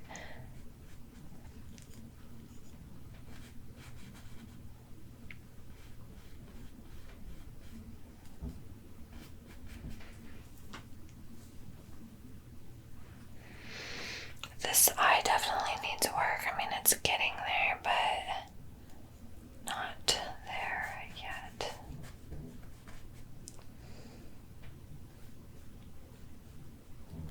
I'm trying to think of what size of paintbrush I want to use. I think keeping it a relatively large paintbrush size is good right now, because when you use a super small brush, it's gonna make you focus too much on the details. And honestly, details are important, but they should come later, like literally way later. Even though this is pretty close to, I wouldn't say this is like close to the end of the painting, but it's, you know, at least halfway through.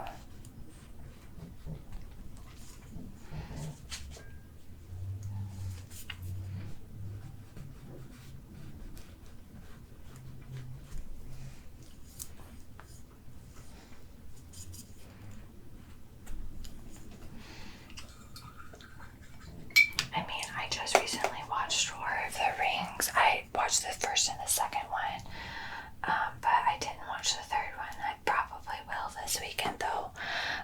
So maybe I will paint a Lord of the Rings something, because who doesn't love Lord of the Rings? I mean, come on.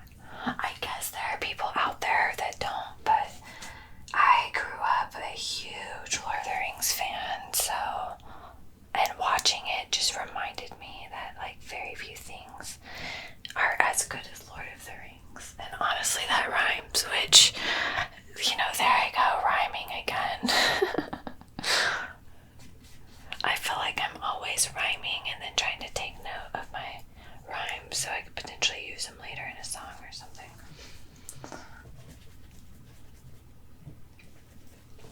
Because the rhyming that is natural usually sounds better. It's usually more profound anyways.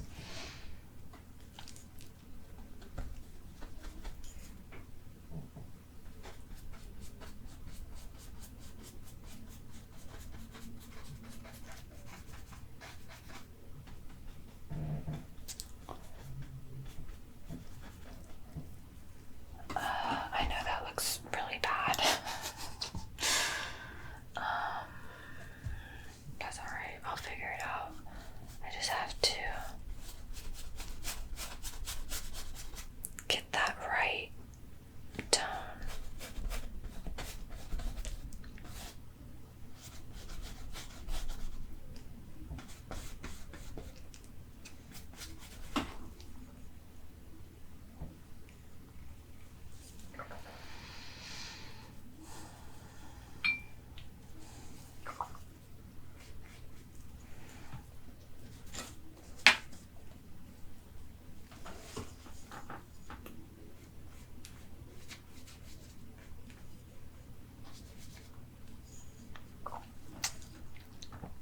I mean, that's better, I suppose. At least somewhat better.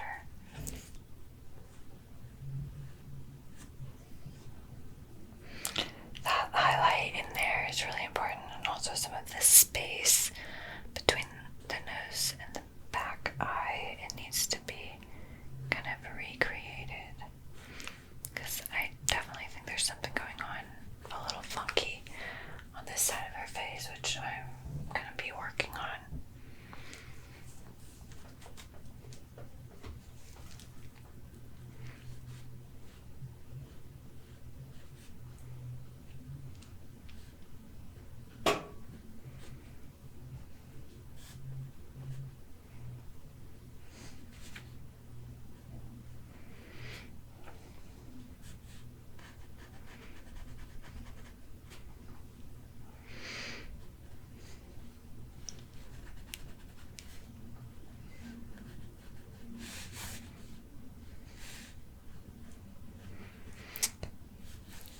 I know this is obvious, but the thing is about eyes is there's two of them, so whatever you do to one, you kind of have to make sure you do it to the other. But both of the eyes are obviously going to look different because there's perspective, you know, our face is kind of turned away. So, yeah, it's important to, well, you know, just give both of the eyes equal attention, I think is the main goal here.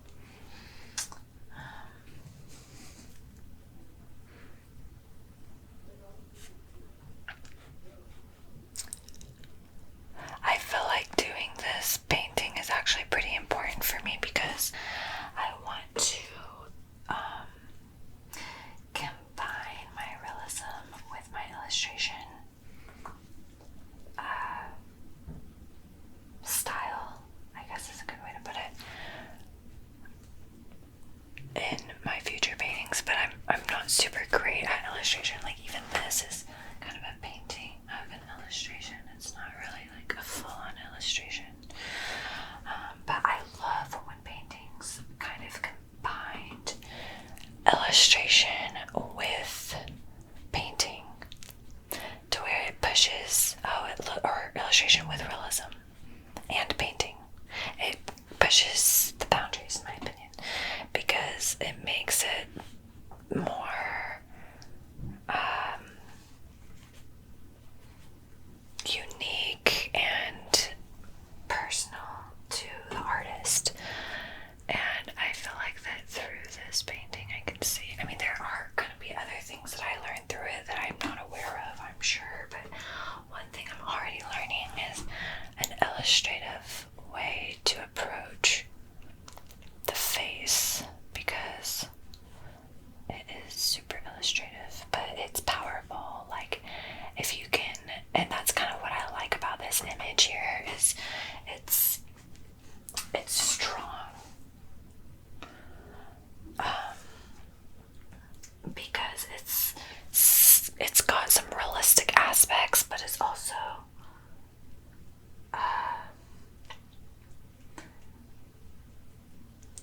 nostalgic of 90s movies or early 2000s.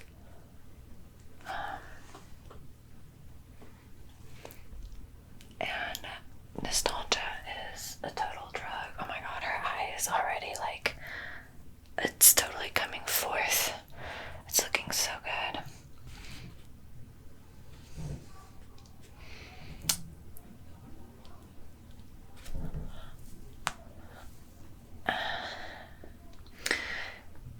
But yeah, I mean, nostalgia is truly, it's a drug. Just looking back on things that made you feel happy as a kid, and that can kind of bring you back to that sense of childhood wonder and curiosity that I feel like gets a little bit stripped away as we get older.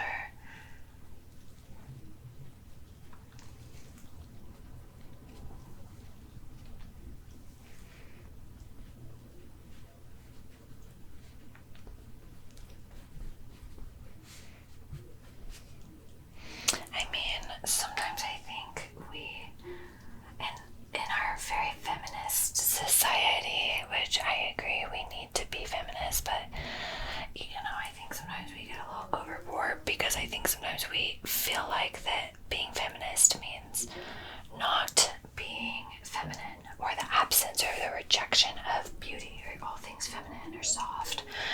And for me, that's not what it is for me. For me, it's more empowering to lean into, I'm not talking for other people, but like, I like to be feminine and to make beautiful art that is feminine and girly, and that makes me feel like a woman, but also in touch with my childhood self. Like, I don't feel super disconnected from who I am as a kid, which makes me feel like I haven't lost myself. Like, it makes me feel like I know myself. And I feel like something about this image, and a lot of the images that I'm drawn to in general, are very feminine. They're very feminine, and I like strong artwork, and I love strength, I love masculinity, and I think that they're like, you know, femininity, masculinity can exist at the same time within all types of people. Like, you don't have to be all one or the other, but I do feel that the imagery that I'm drawn to is softer, girlier, often musing,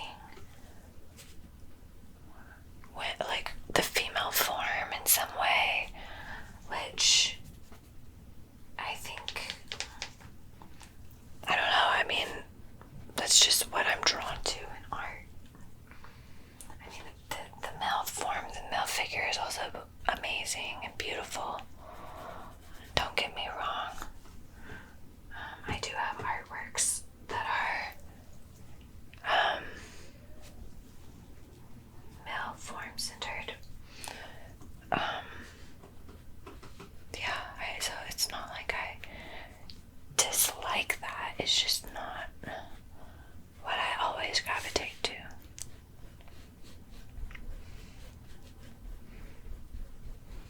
I mean, even the male forms that I've painted, though, I would say I've put my own feminine touch to the making of it. Like I've made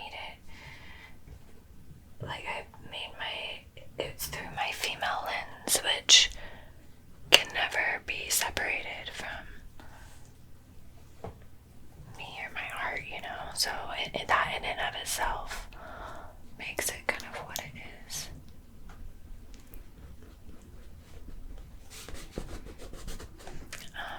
That's kind of nice. I like that.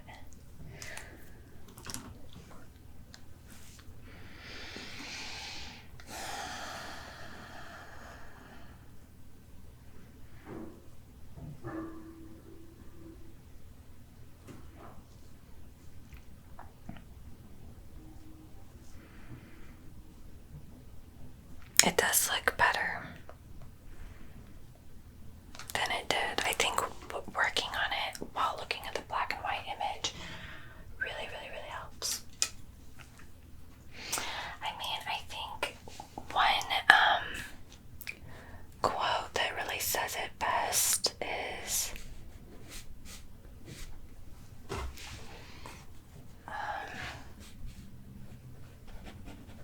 honestly, I totally blanked. I have no idea.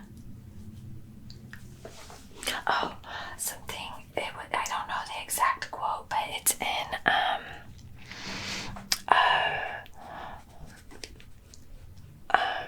Art and Fear. It's a book that I love. It's a really influential book for me. But it talks about how the best thing you can do as an artist is to make art that you care about. Isn't that interesting? That you care about, not that what anyone else cares about. That you care about. And it's so hard to even do that sometimes.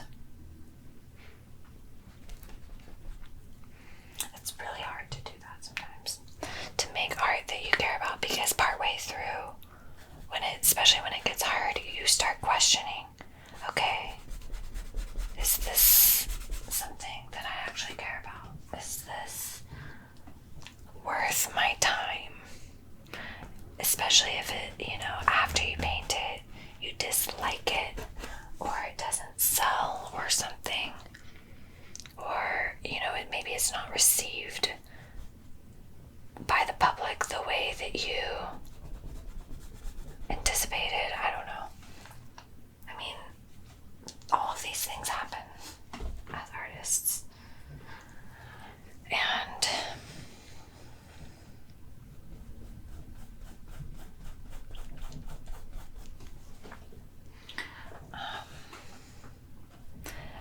in the middle of that, at the very, very least, and honestly, at the very best, if you can say that you're making art that you care about, you have succeeded, because you can continue to get better and find your voice. But if you don't even care about your own work, then how are you going to do that? You have to find something that you will be compelled to work on something that you feel connected to, and it's going to show through the work if you feel connected to it. But often I feel disconnected from my work. I feel that I'm not painting work that represents me. And it's a little bit of a frustration, and I don't know if that's growing pains or if that's just normal,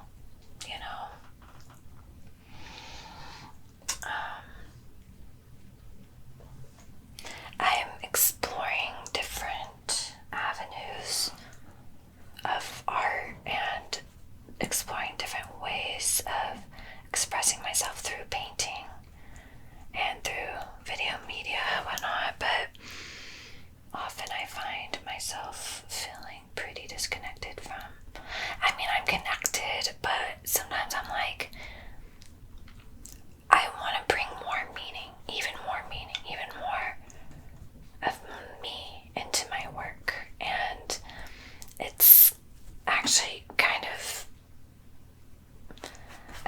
and vulnerable thing.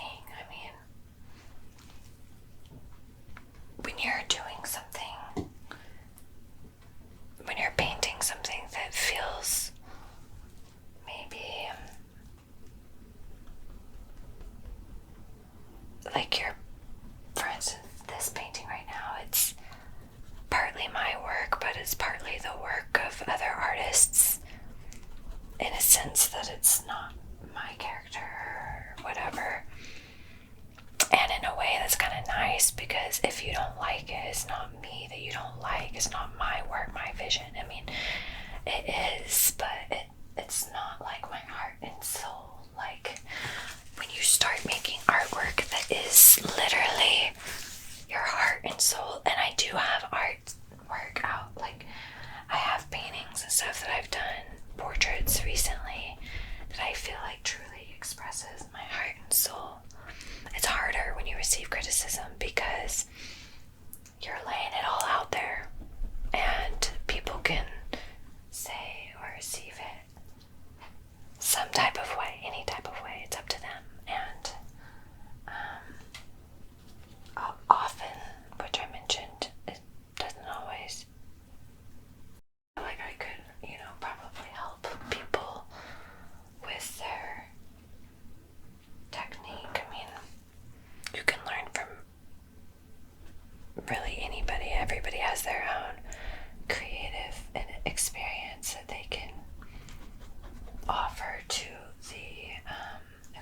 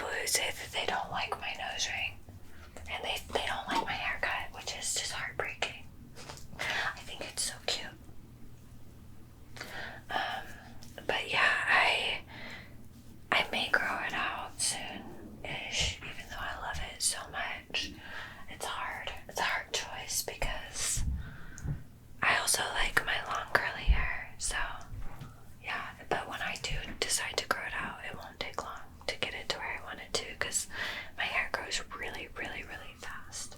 So I've had to get it cut like four times or something within the last few months, just to kind of keep it the cut that I want. So yeah.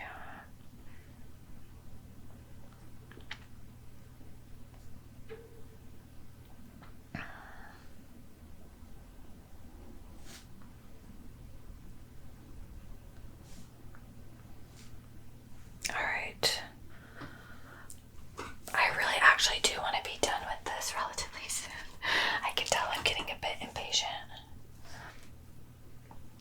But I'm just gonna breathe and keep working on it. I do think in this phase of the painting, just taking my time with this small brush like this is a good idea.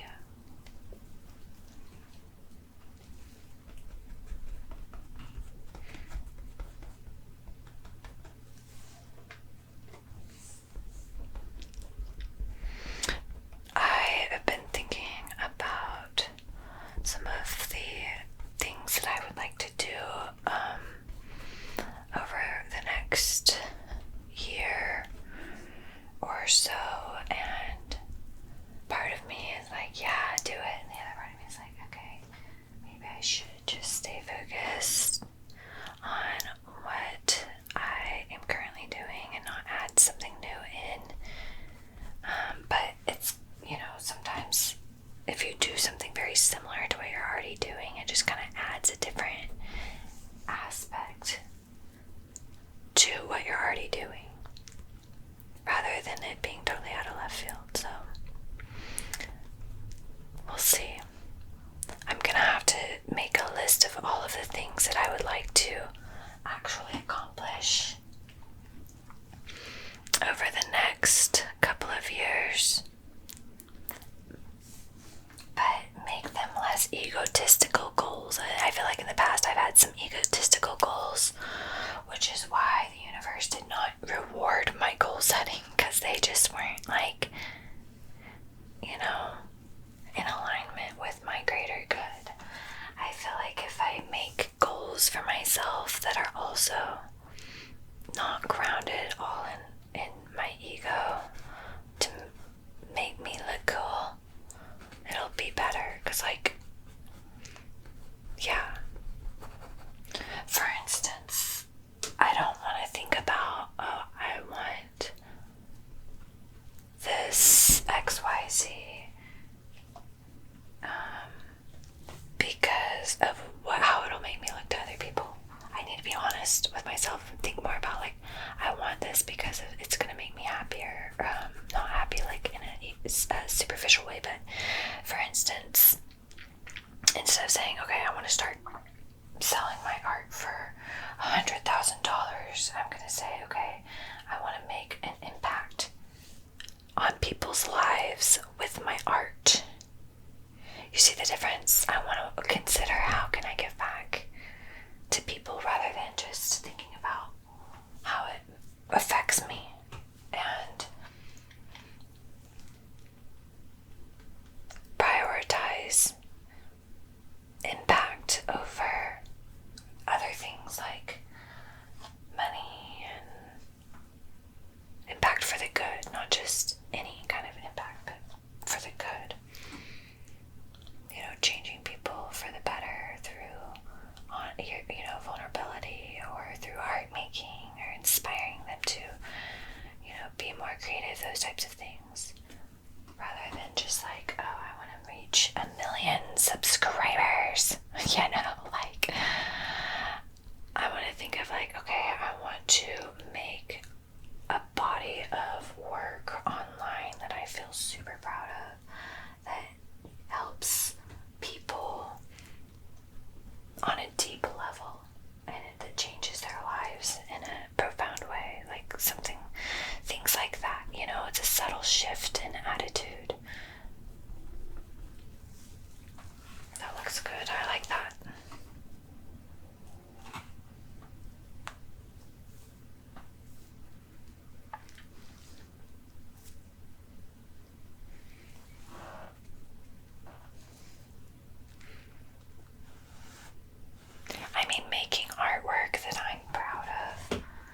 something that I really want, because I feel like that I'm always kind of searching for that feeling of being proud of my art. It's silly. I mean, I'm proud of some of it in a way, but I don't know. I don't have that feeling very much, and when I do, it's fleeting. I very quickly feel like, well, yeah, I guess it's good, but it's not great. I'm very quick to just kind of discredit myself or discredit my work rather than just saying, you know what, I'm proud of it, even if this is where I'm in my journey. There's nothing wrong with that per se.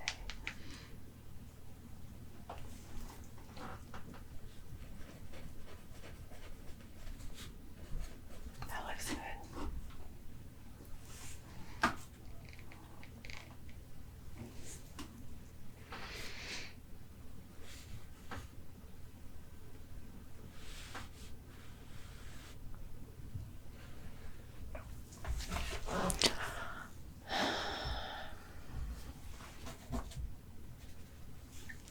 I think that's just how a lot of artists are. We're hard on ourselves.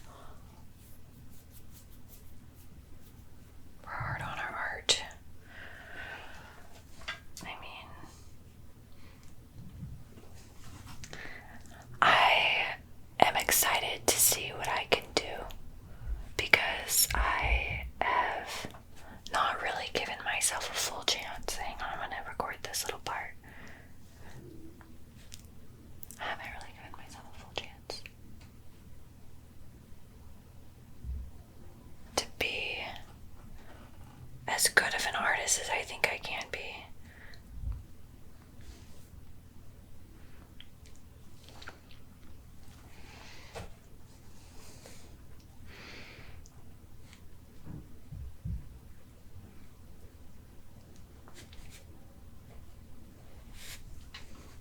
It just takes time.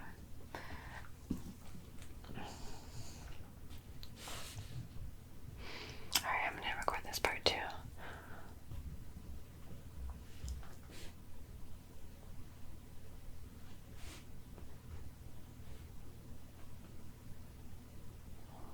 I kind of messed up a little, but whatever. I can fix it.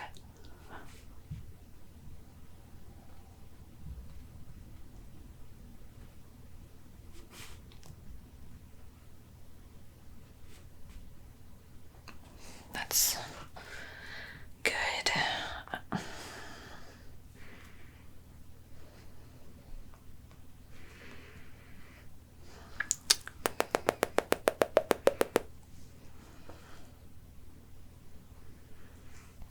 I love painting, so it enriches me to be able to do this.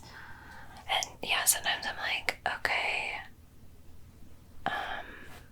do I need to do XYZ for, sometimes I feel like I fall into pressures that I put on myself that no one else puts on myself, and I feel bad that I'm not as big as some people are or whatever, and I'm not as successful, but that's why I'm like, you know what, I need to redefine success and take that pressure off, because no one's really putting that on me other than myself. So relax, I'm young, I have my whole life ahead of me. Yeah, I thought I would be in a totally different place by now, but who doesn't feel that way? Like, who doesn't feel like their life turned out different than they thought? Like, that's not bad per se, it's just life.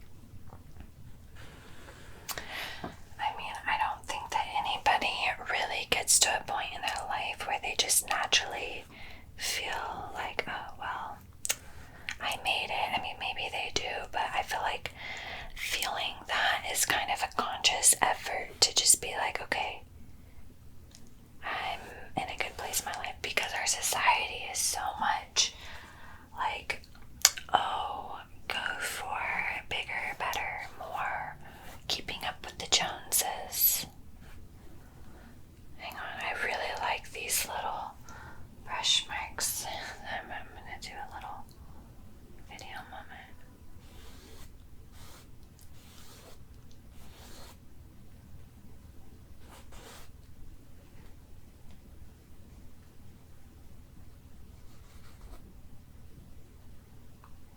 I feel like that's a good angle.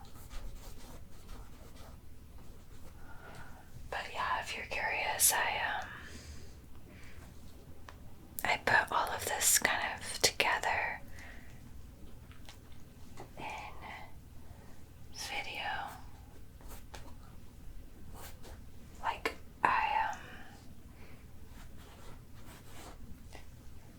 make little reels and stuff for Instagram of the process. But obviously it's not as in depth as this. It's like more like little clips of the process. And I kind of add a little bit more of me before and after, like with the painting and stuff. And maybe I'll add like a little message or a voiceover. So I change the content a little bit depending on where it's being posted. It looks good though. I'm happy with it so far. I feel like I really pulled out her facial expression, you know. It looks way better. But it's still not done, obviously. Like, it needs work.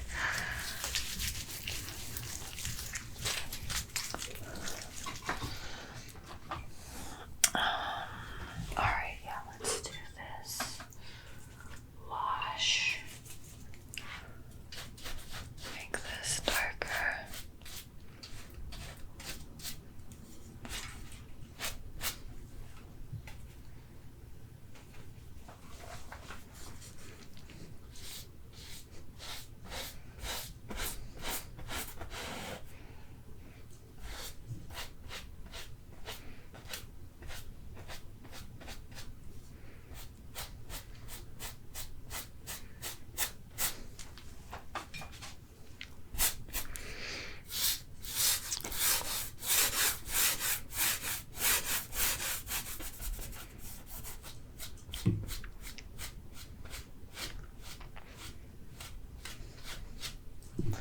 Already, this is looking way better.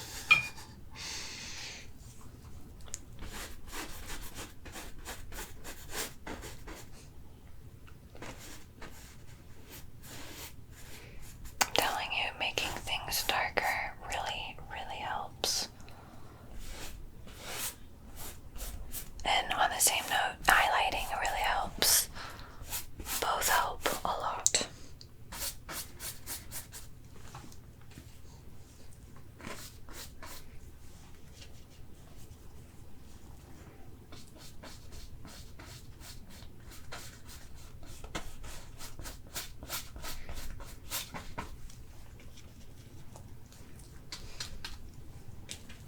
After this, I'm gonna take my dog on a walk before it gets dark outside and before I hang out with my friend, because he's an active little sucker.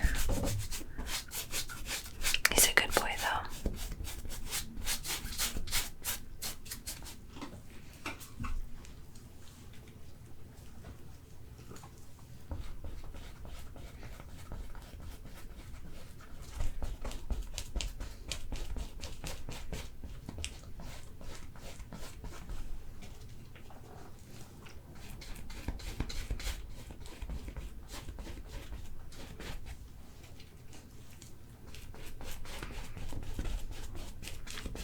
I mean, I don't want it to be too bright, but I want it to be nice and filled out in here. Like, I don't want it to look like I spent less time on the background as I did everywhere else. Like, it's important to make sure that it feels equally considered as the foreground, which honestly, like, there are maybe some compositional this.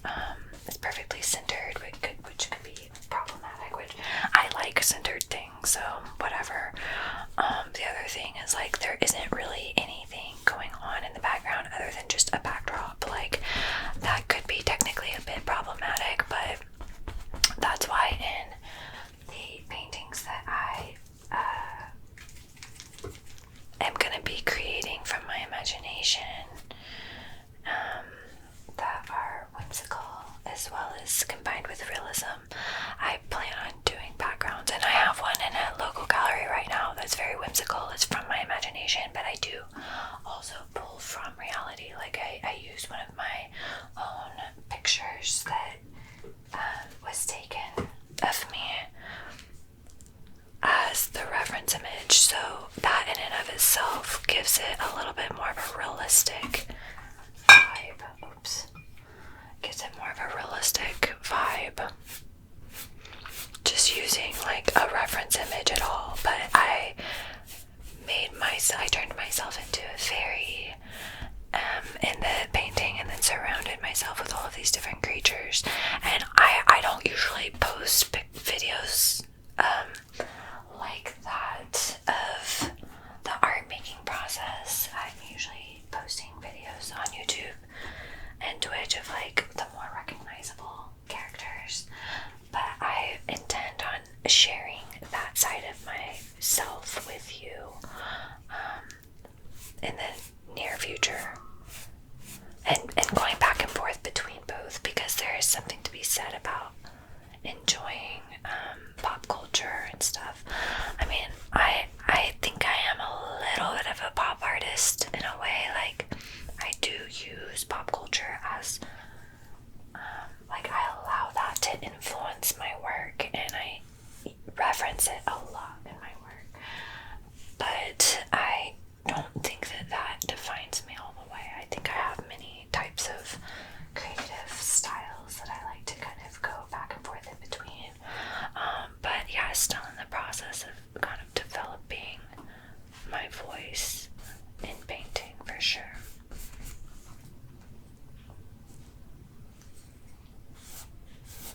I want to break this up a little bit.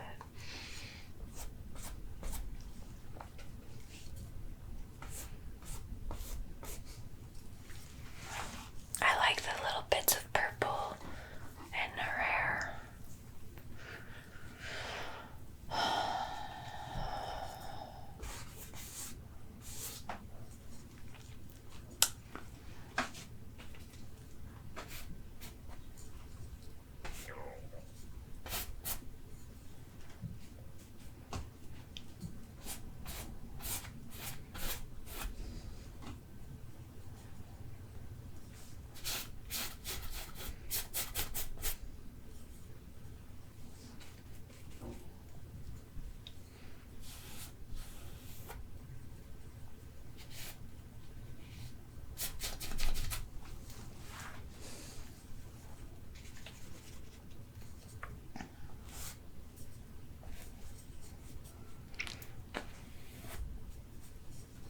That looks so good.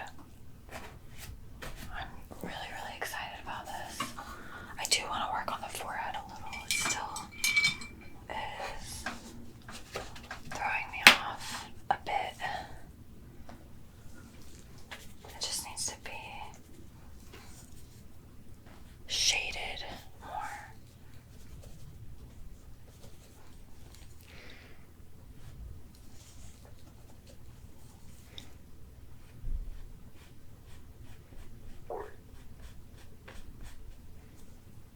And on this side as well.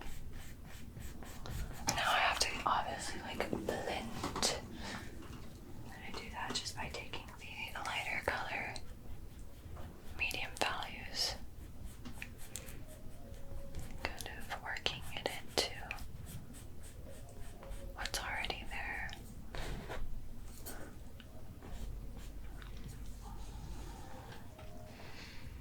Again, it takes a little finessing. I mean, that literally is where the creativity comes. It's like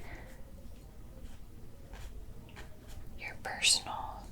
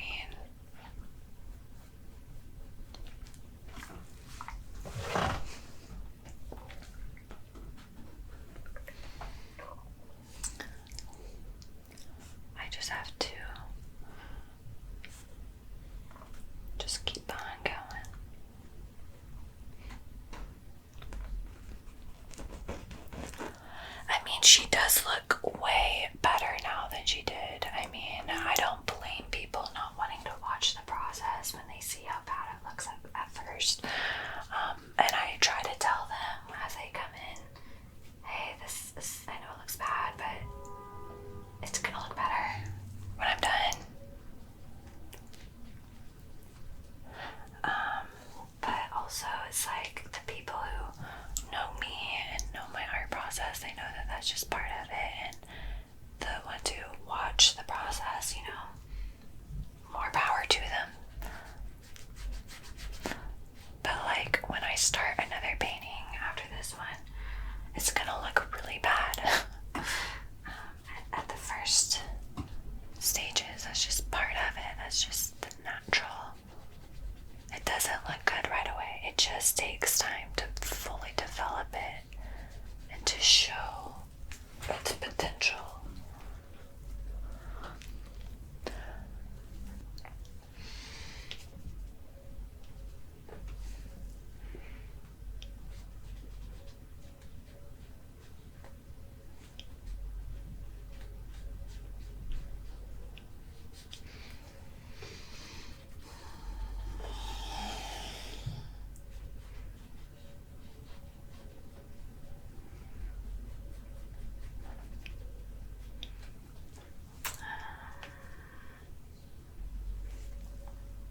I feel like in here needs to be a little bit more gold reflected, just because it's like a gold hairpiece. I need to adjust myself.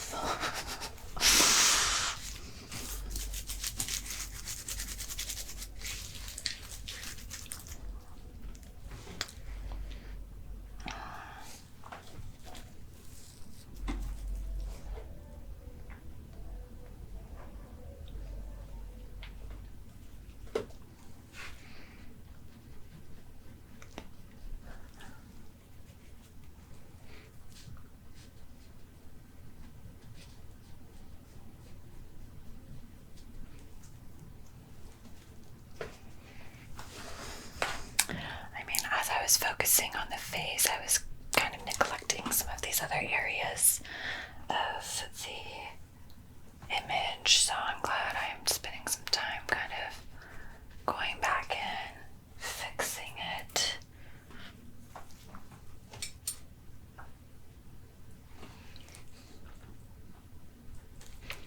Now I'm going to add that highlight back in. That looks good. That's like exactly like what I wanted it to look like. Or at least pretty close to it.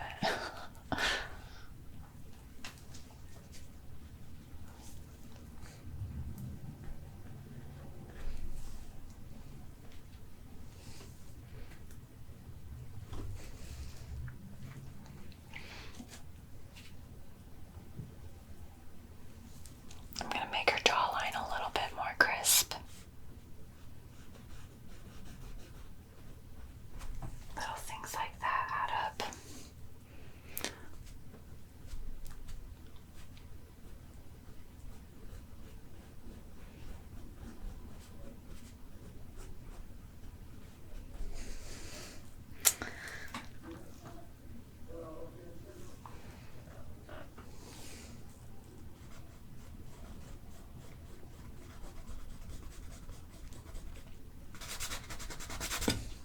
That looks good. I still feel like in here it could be a more gradual progression. Here, I'm going to flip it. And I'm going to flip this, my reference.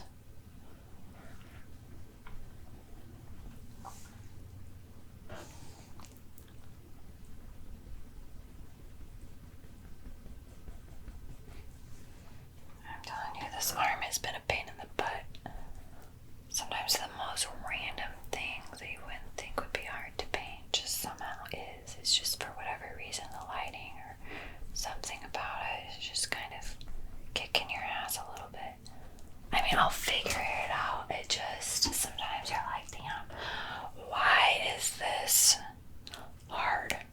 this should be easy.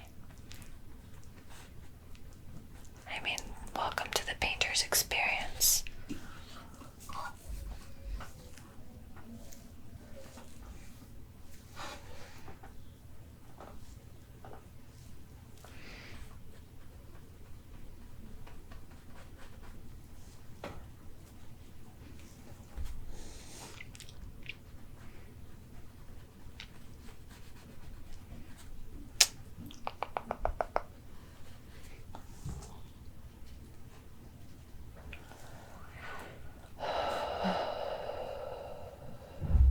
Every little aspect of the painting matters.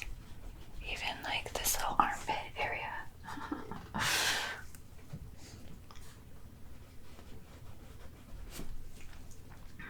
I mean, the viewer doesn't feel like every aspect of the painting matters.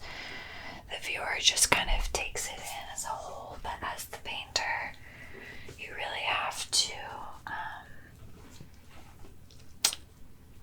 remember that every single part of the painting is equally important. If you lose sight of that, then you can jeopardize your painting a lot, because what ends up happening is you'll hyper focus on one aspect of the painting while neglecting other aspects of the painting, and in doing so fail the painting altogether, because you could have the beautiful face, but if it's on a disproportionate body, it doesn't matter, you know, or if the background has something wrong with the color that's kind of throwing it off, it doesn't matter how beautiful the face is, because it's just wrong. Like everything becomes wrong if one part of the painting is wrong. It needs to lock in together, and like a little puzzle piece. I don't remember who said it, but painting is a lot like putting together a puzzle that you are creating the pieces of as you're putting it together. So you can see how that would be really challenging. And I think a lot of people know that art painting is hard, which is why they don't do it, because they're like, this is too hard, you know. But I think that they kind of forget how hard it is. Even myself, and the reason I think that is because of how harsh the critic tends to be when looking at paintings. I mean, often the critics don't paint themselves, so they'll never understand how hard it is. But a lot of us kind of put ourselves in the position of being a critic, and while it's fun to criticize because it makes us feel better about ourselves and whatnot, it's fun to kind of establish your own opinion on a matter, whether it's art or whatever it is. Remember that how hard it actually is to paint anything at all, and that will give you a little bit more grace, and it'll help you experience art with a little more wonder, a little more curiosity, a little more appreciation, remembering like, wow, someone took time out of their day and out of their life and put that energy onto a painting. Like, why? I mean, do you ever stand before a painting in a museum or something, and you're just in awe that someone like actually took the time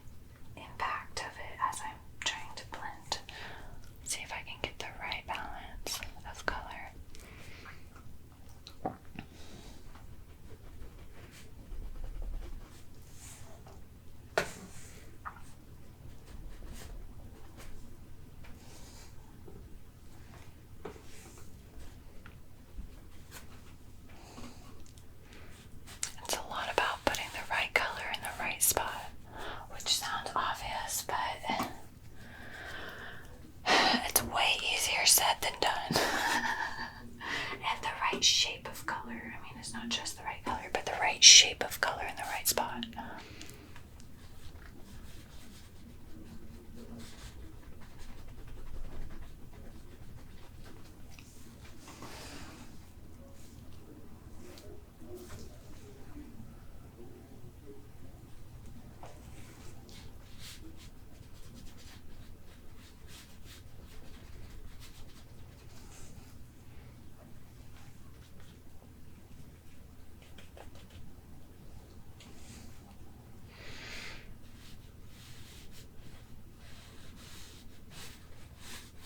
Okay. I mean, that looks pretty good.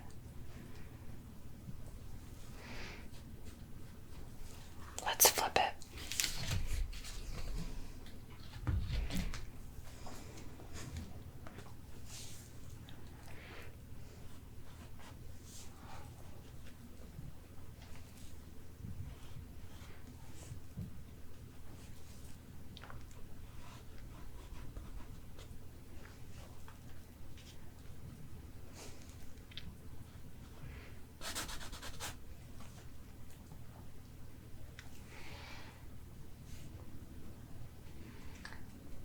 Okay, I'm gonna mix a little bit of this green into a few places in the painting to give it, well, there's a lot of red and purple, and I think adding some blue and green, and if you like, not explicitly green, but mixing green into the red is actually going to be really, really good for it compositionally, just to deepen it. I mean, right there, I need to fix her hair really quick.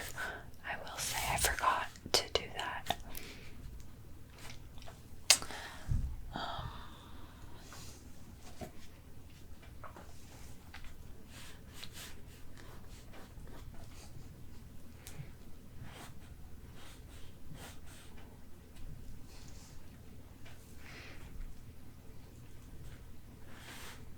There we go.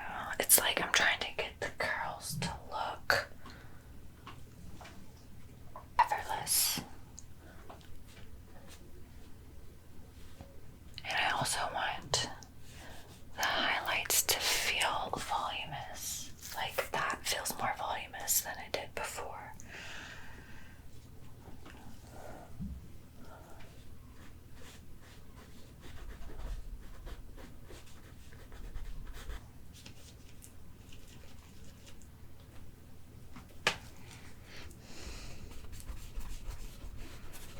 Focusing on the background, just I want to get the fade just right.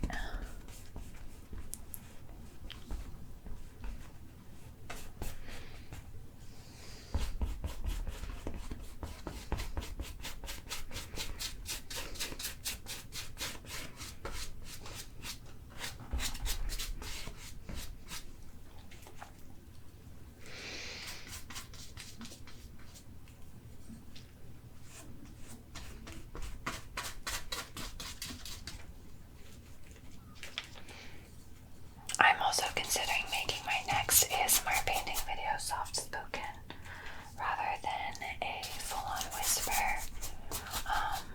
So I may have mentioned that earlier, but if you want to weigh in on that, feel free to. Honestly, some of my first ASMR videos were soft spoken ASMR, like some of the ones that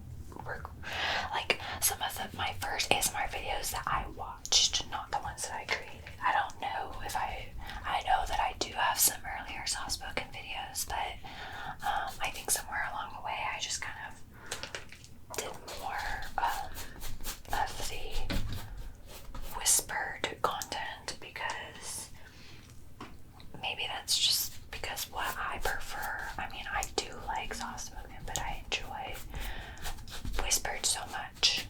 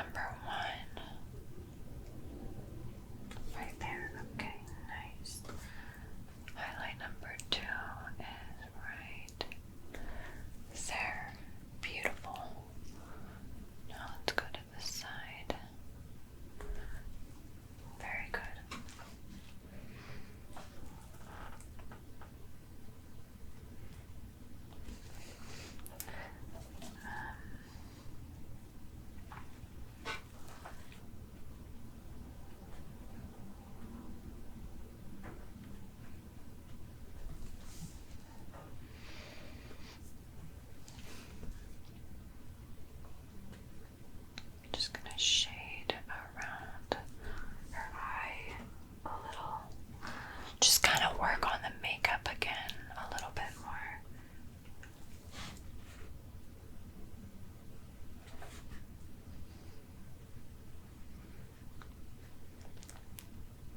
The eyes are the window to the soul.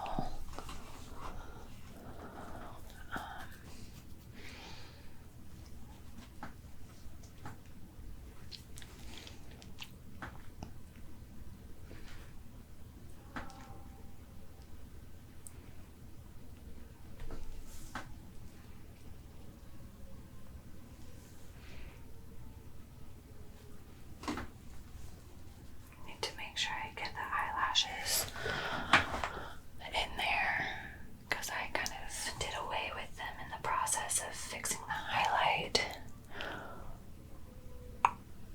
She doesn't have a bunch of eyelashes or anything, but she has a few that go a long way. So, oh my Lord Jesus. What just happened? I gave her acne. Okay. I can fix this.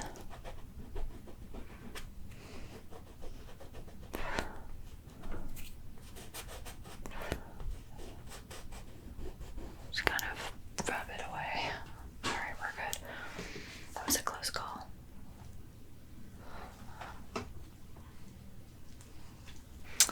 Okay, now just gonna add a few little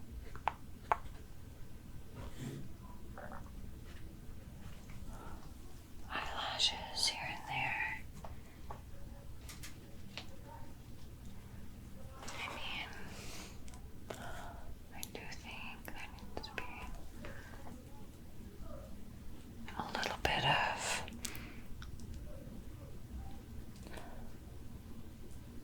shading, adjustment on this side. It's just getting very tedious. It's okay though, it's worth it. It's part of the process. Towards the end of the painting, you just kind of gotta zero in on those little tweaks that can really pull the painting together.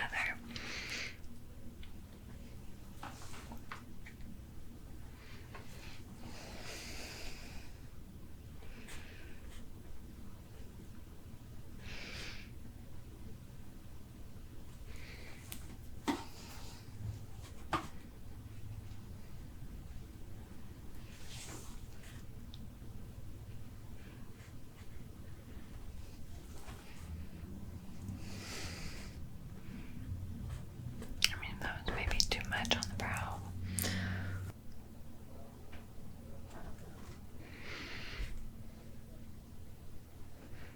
And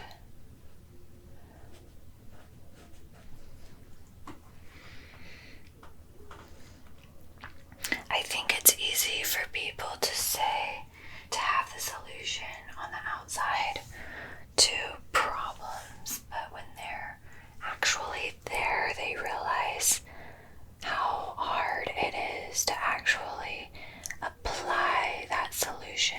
And I think that's one of the issues about telling people your problems, is they naturally just want to give you a solution. And I'm like that too. I mean, I want to give people solutions too, so I'm not saying that I'm above it. But like, if it was that easy, a lot of times we would do it, you know? Especially if it's a mindset thing, because in theory, a lot of things are, oh yeah, good idea, but actually doing it is the hard part. That like something simple like, oh, just, you know, save money, don't spend as much, you know, easy answers for problems that, like, yeah, I mean, obviously don't spend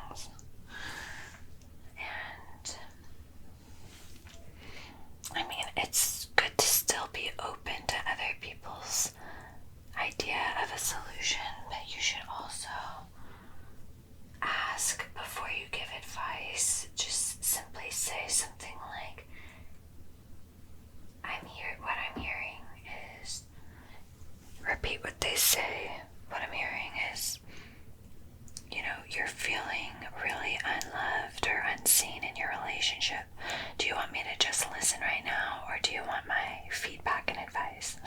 I say stuff like that all the time. I'm an over communicator, and I think that's not really the way a lot of younger people communicate, but I've noticed older people communicate that way.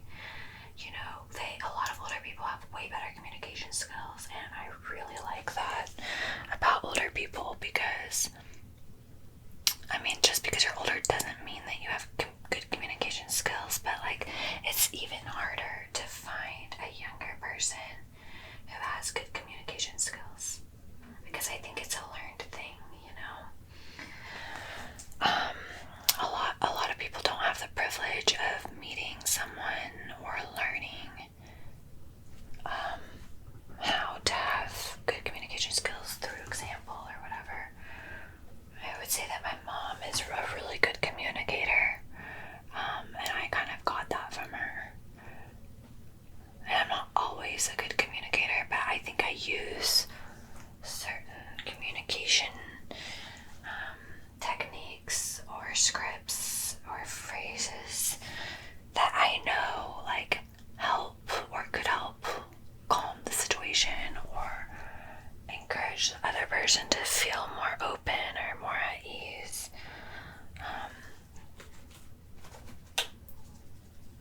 It's an important skill to have.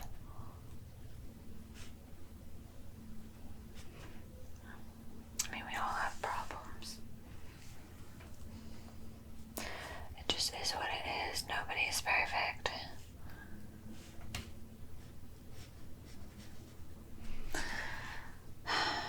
Unfortunately. All there is it, I feel like that perfection is an illusion that can only be eluded. Like you can only like pretend to be perfect or see something that seems perfect from afar, metaphorically and in real life. At a distance, some people may seem perfect. Up close, you realize they're not.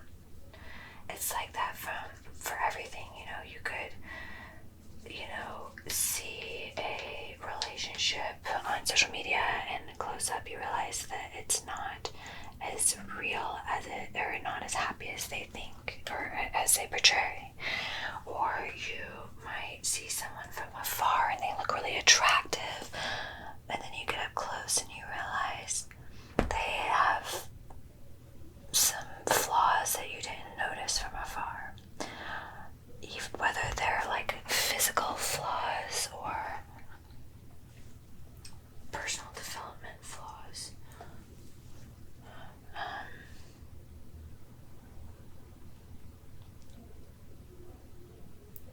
And so I feel like that the illusion of perfection, like even looking at the mountains are perfect from afar, and then you get up close and you realize how bumpy they are and how tumultuous, is that a word? Tumultuous a mountain is, and it can kill you through the Mother Nature, whatever. And in that it's not perfect, in that it's dangerous, you know.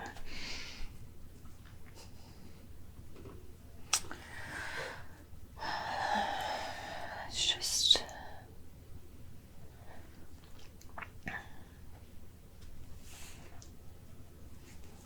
my little rant.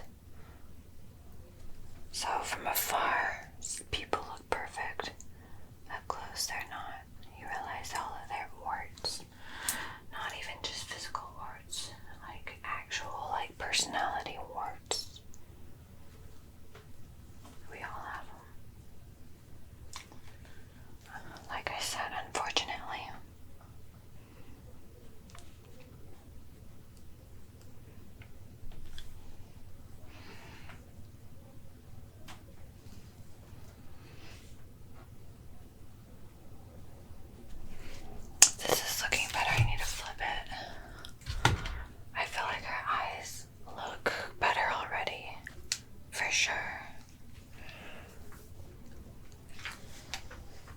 I need to work on that one more, but it's getting there.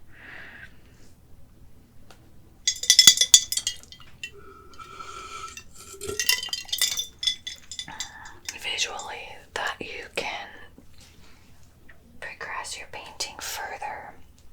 It's all about switching your perspective multiple times throughout the painting, seeing it deeper every single time you work on the painting, looking at those things deeper.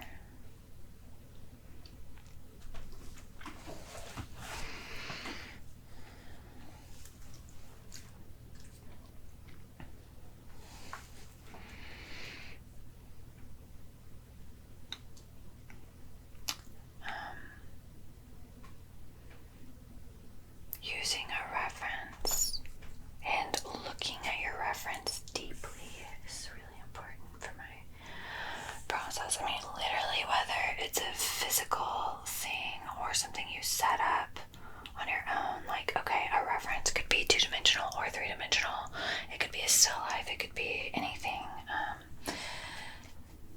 You could literally look at yourself in the mirror and you are your own reference. But I think just having a reference image in general, and I'm pretty sure I spoke about this earlier, but having a reference image will definitely help your chances of making something outside of yourself, something more than what you could have imagined you could do.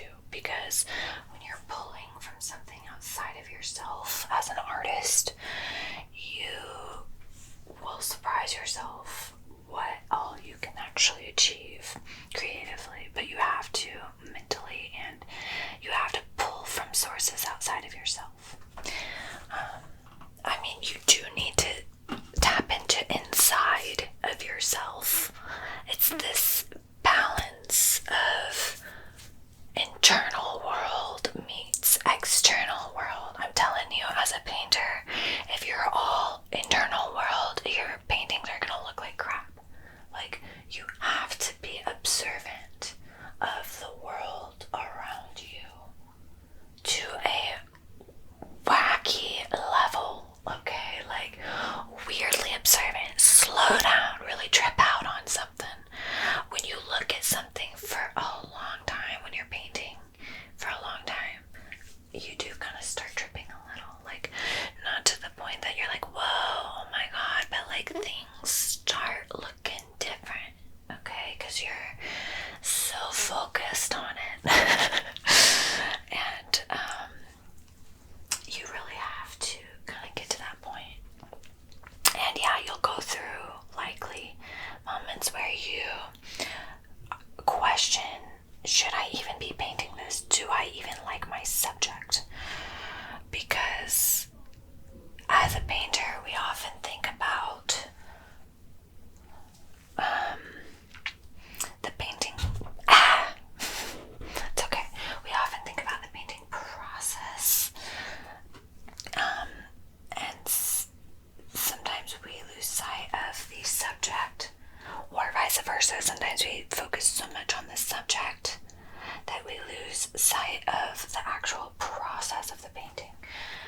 These might sound like things that don't matter, but it can really affect your work, because if you are focused on only process and not subject, you're going to have a lot of lifeless artwork that doesn't mean anything. I mean, it might look nice, but it doesn't mean anything. I mean, different things mean different things to different people, but ultimately, like, the artwork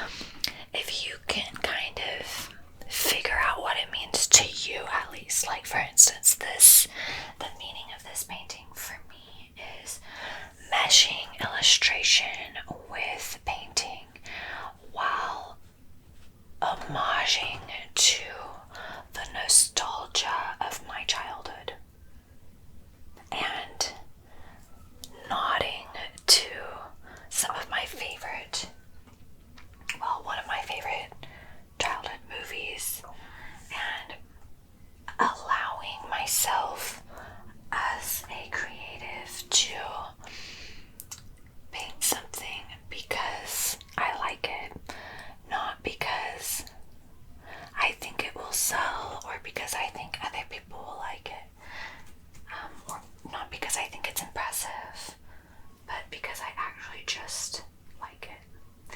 So that's the meaning to me. I think identifying the meaning is important. It can help you push your painting further.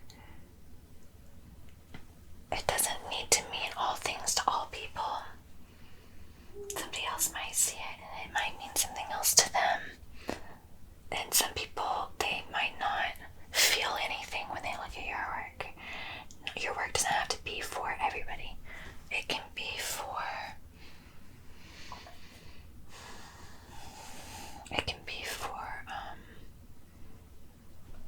just you or a select group of people that might resonate with it. Alright, your eyes are looking freaking awesome. Like, stop it right now. I love it. It's definitely getting there.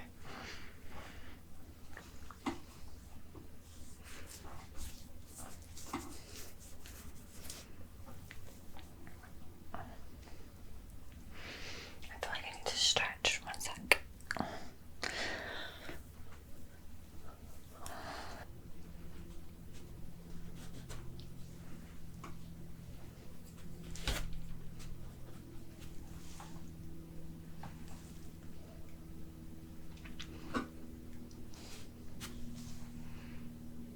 So, I'm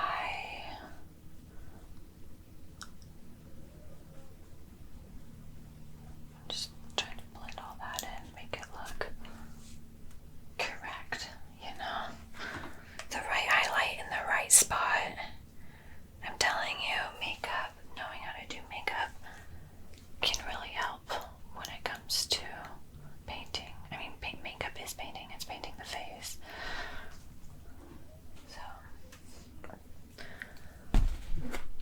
maybe a little too light. That's better.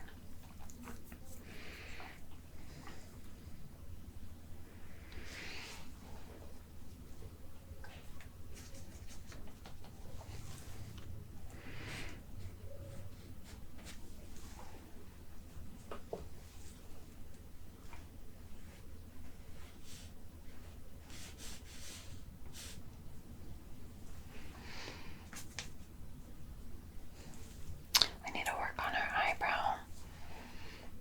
Oh yeah, and this other eye, it's not quite there yet. It's almost there. I'll work on that first because I started that and now I need to finish it.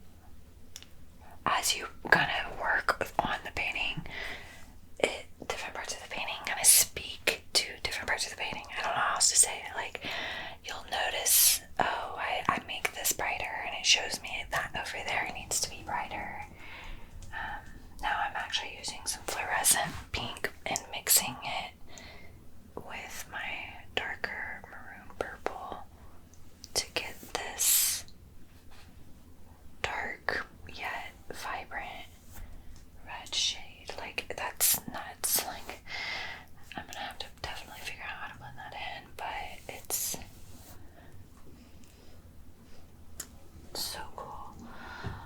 I'll just take some of my darker maroon, add it in to the fluorescent pink to get that dimension.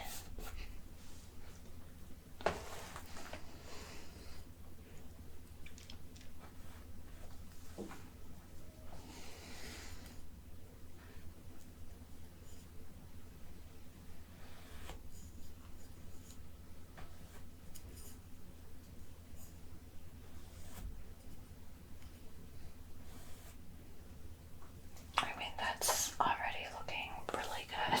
I mean, I feel like I don't know if somebody would want this, but I would sell it for a reasonable price just because I think it's so niche.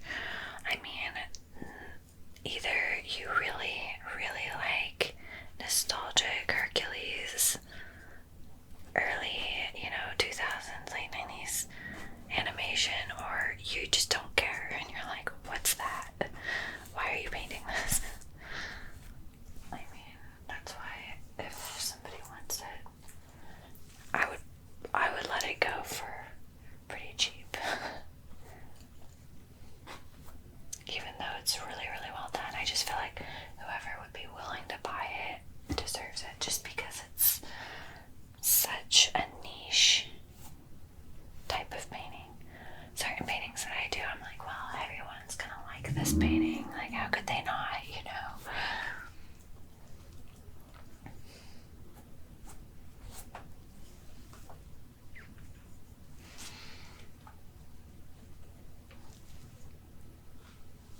Whoa, so bright. Like, what?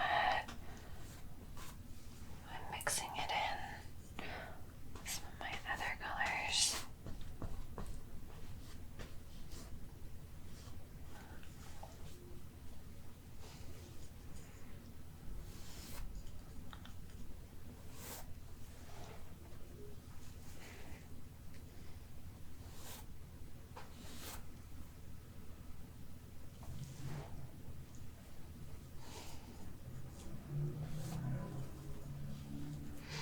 Now looking at the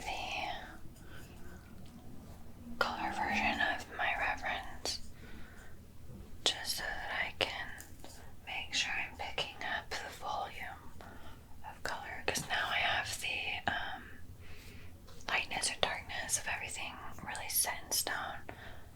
So it's time for me to just add those brush strokes that kind of pull it together. Oh my lord.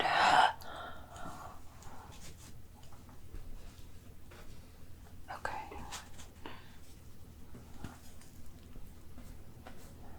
That was nuts. That was craziness.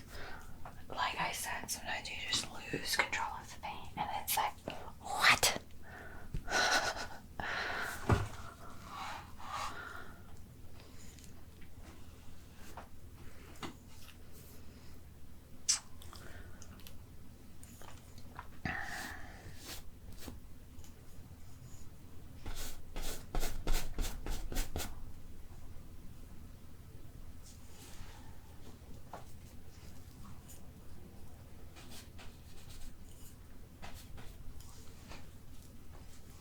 See, like, that looks so bad, but once you kind of blend it in with some other colors, it's like, okay, I see what you're doing.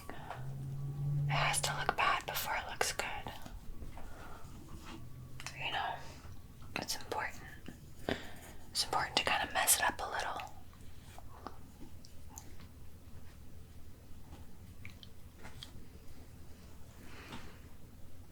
I mean, yes, honey, this is looking so good.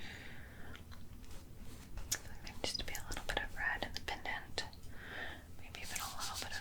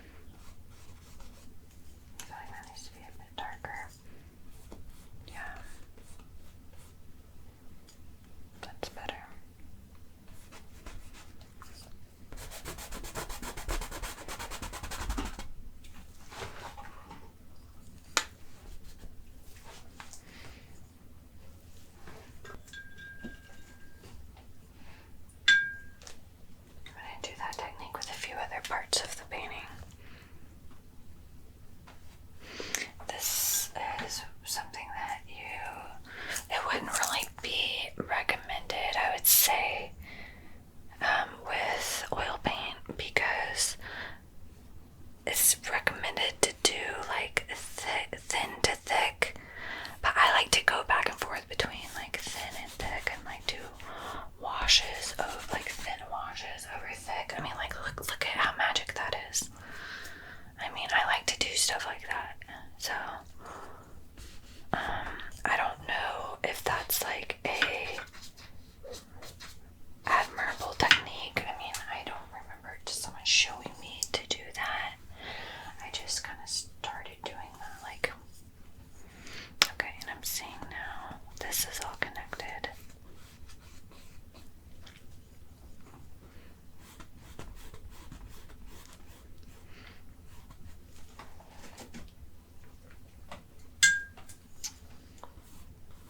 But it's a nice technique because it kind of just connects everything and allows those under layers to show through.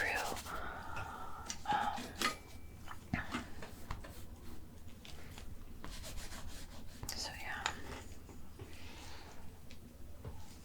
I kind of didn't work on the bottom of the dress as much as I probably should have. I mean, as much as I try to work on everything at once, I always do kind of realize at some point in the painting that I've neglected something. So, you know, it takes, that's just, I don't know, it's part of the painting experience. I mean, you can try to focus on everything, but usually your mind just kind of goes back to these certain areas of the painting, and you just keep kind of fixing those areas. So you have to keep telling yourself, okay, work on that over there, you know?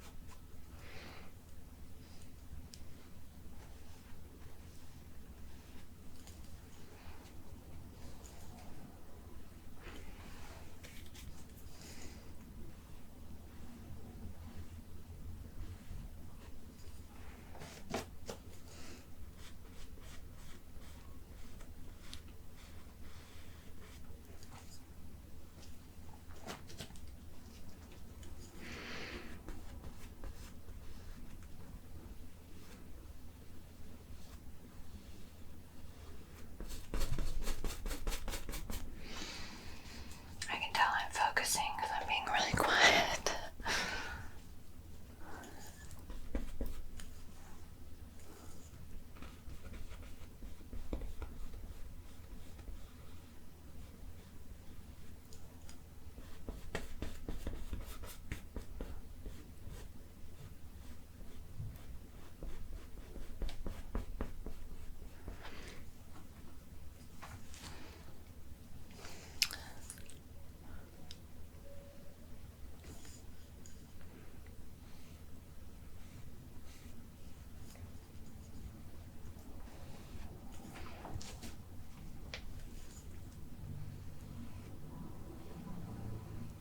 This has to be the right shade. I'm trying to get it right, but it's like harder than I thought it would be, I guess, right now.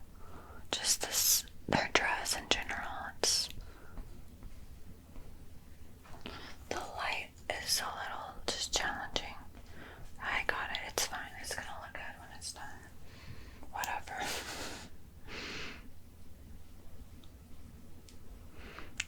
Shoot, see, like, I keep trying to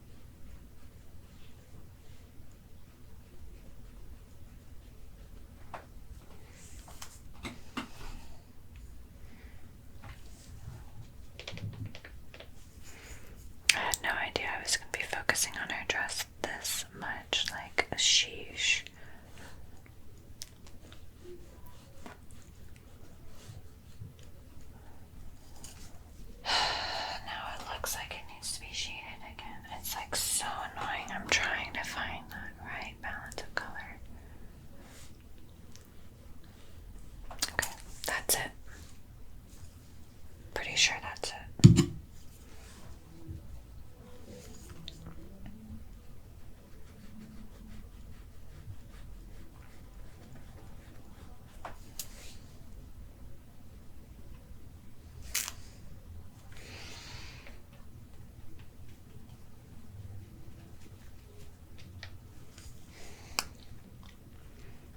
I feel like your forehead looks a little weird. Like, it needs to be a little brighter in here. That's better, I think. Maybe.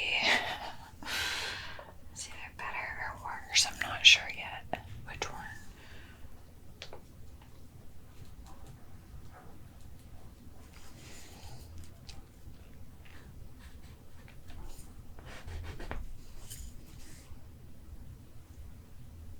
I mean, I kind of like it.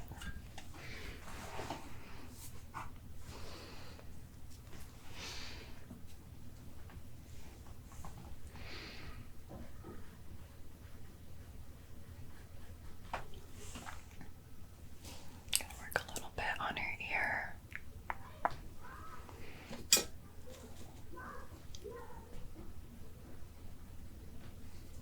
That looks nice.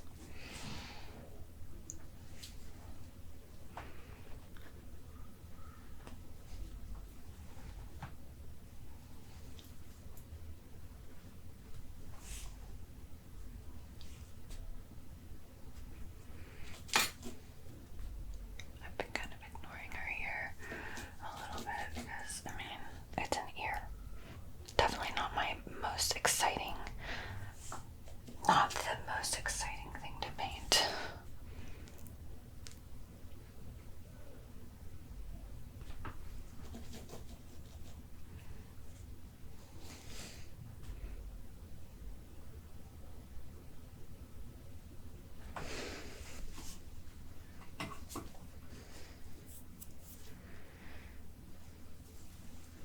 Now I'm going to do a few kind of highlights in her hair. Only it might be, I have to mix the right shade. Okay, let's see if this works. That's too bright, or like too light, I guess. I don't know. It's not quite right. That's my conclusion.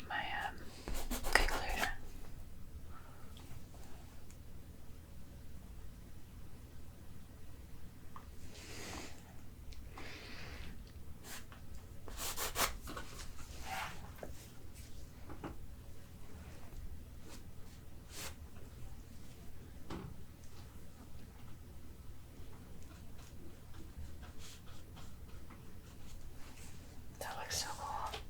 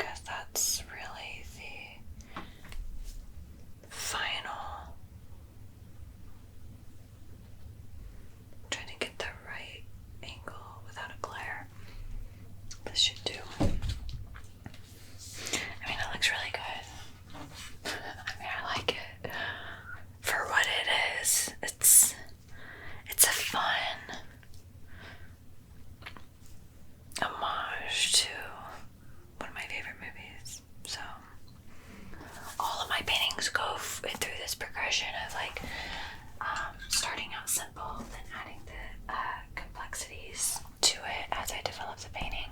So that's just kind of my process, but particularly this one because it's a cartoon character, so it's kind of expected that it would stay simple, but I wanted to kind of pull out a more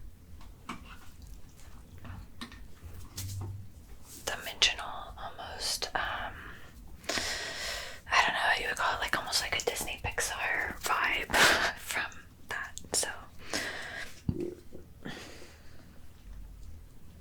anyways, I think I'm actually done with this painting, and I really like it. I think it turned out really well. Like there's a chance that I'll go back and look at it and be like, oh, it needs this or that, you know, but I think it's pretty much done for the most part.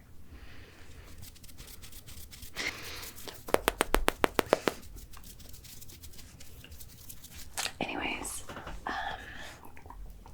yeah, I'll show you what it looks like up close in the big camera, and that's it.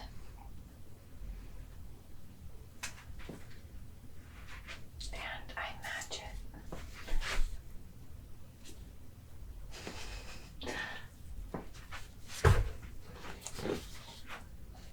I actually really like it. I like her eyes.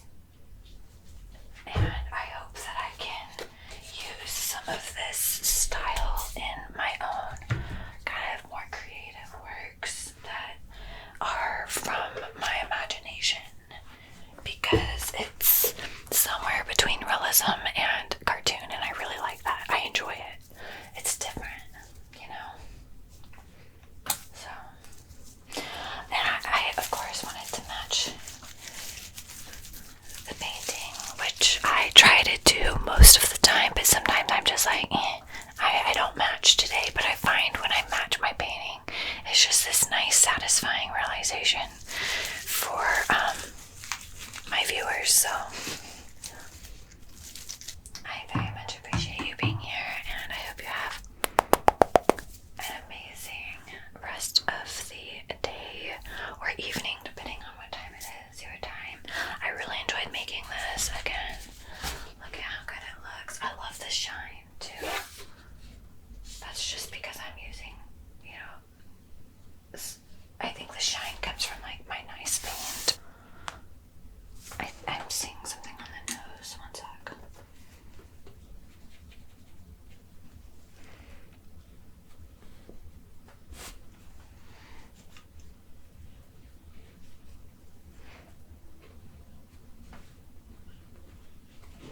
There. Her nose needed a little shading. Very, very subtle. You probably won't even notice, but it just needed a little something. Okay. I'm gonna head off. My tummy is hungry. Thanks for being here. Be quiet, tummy. Alright, I'll see you soon.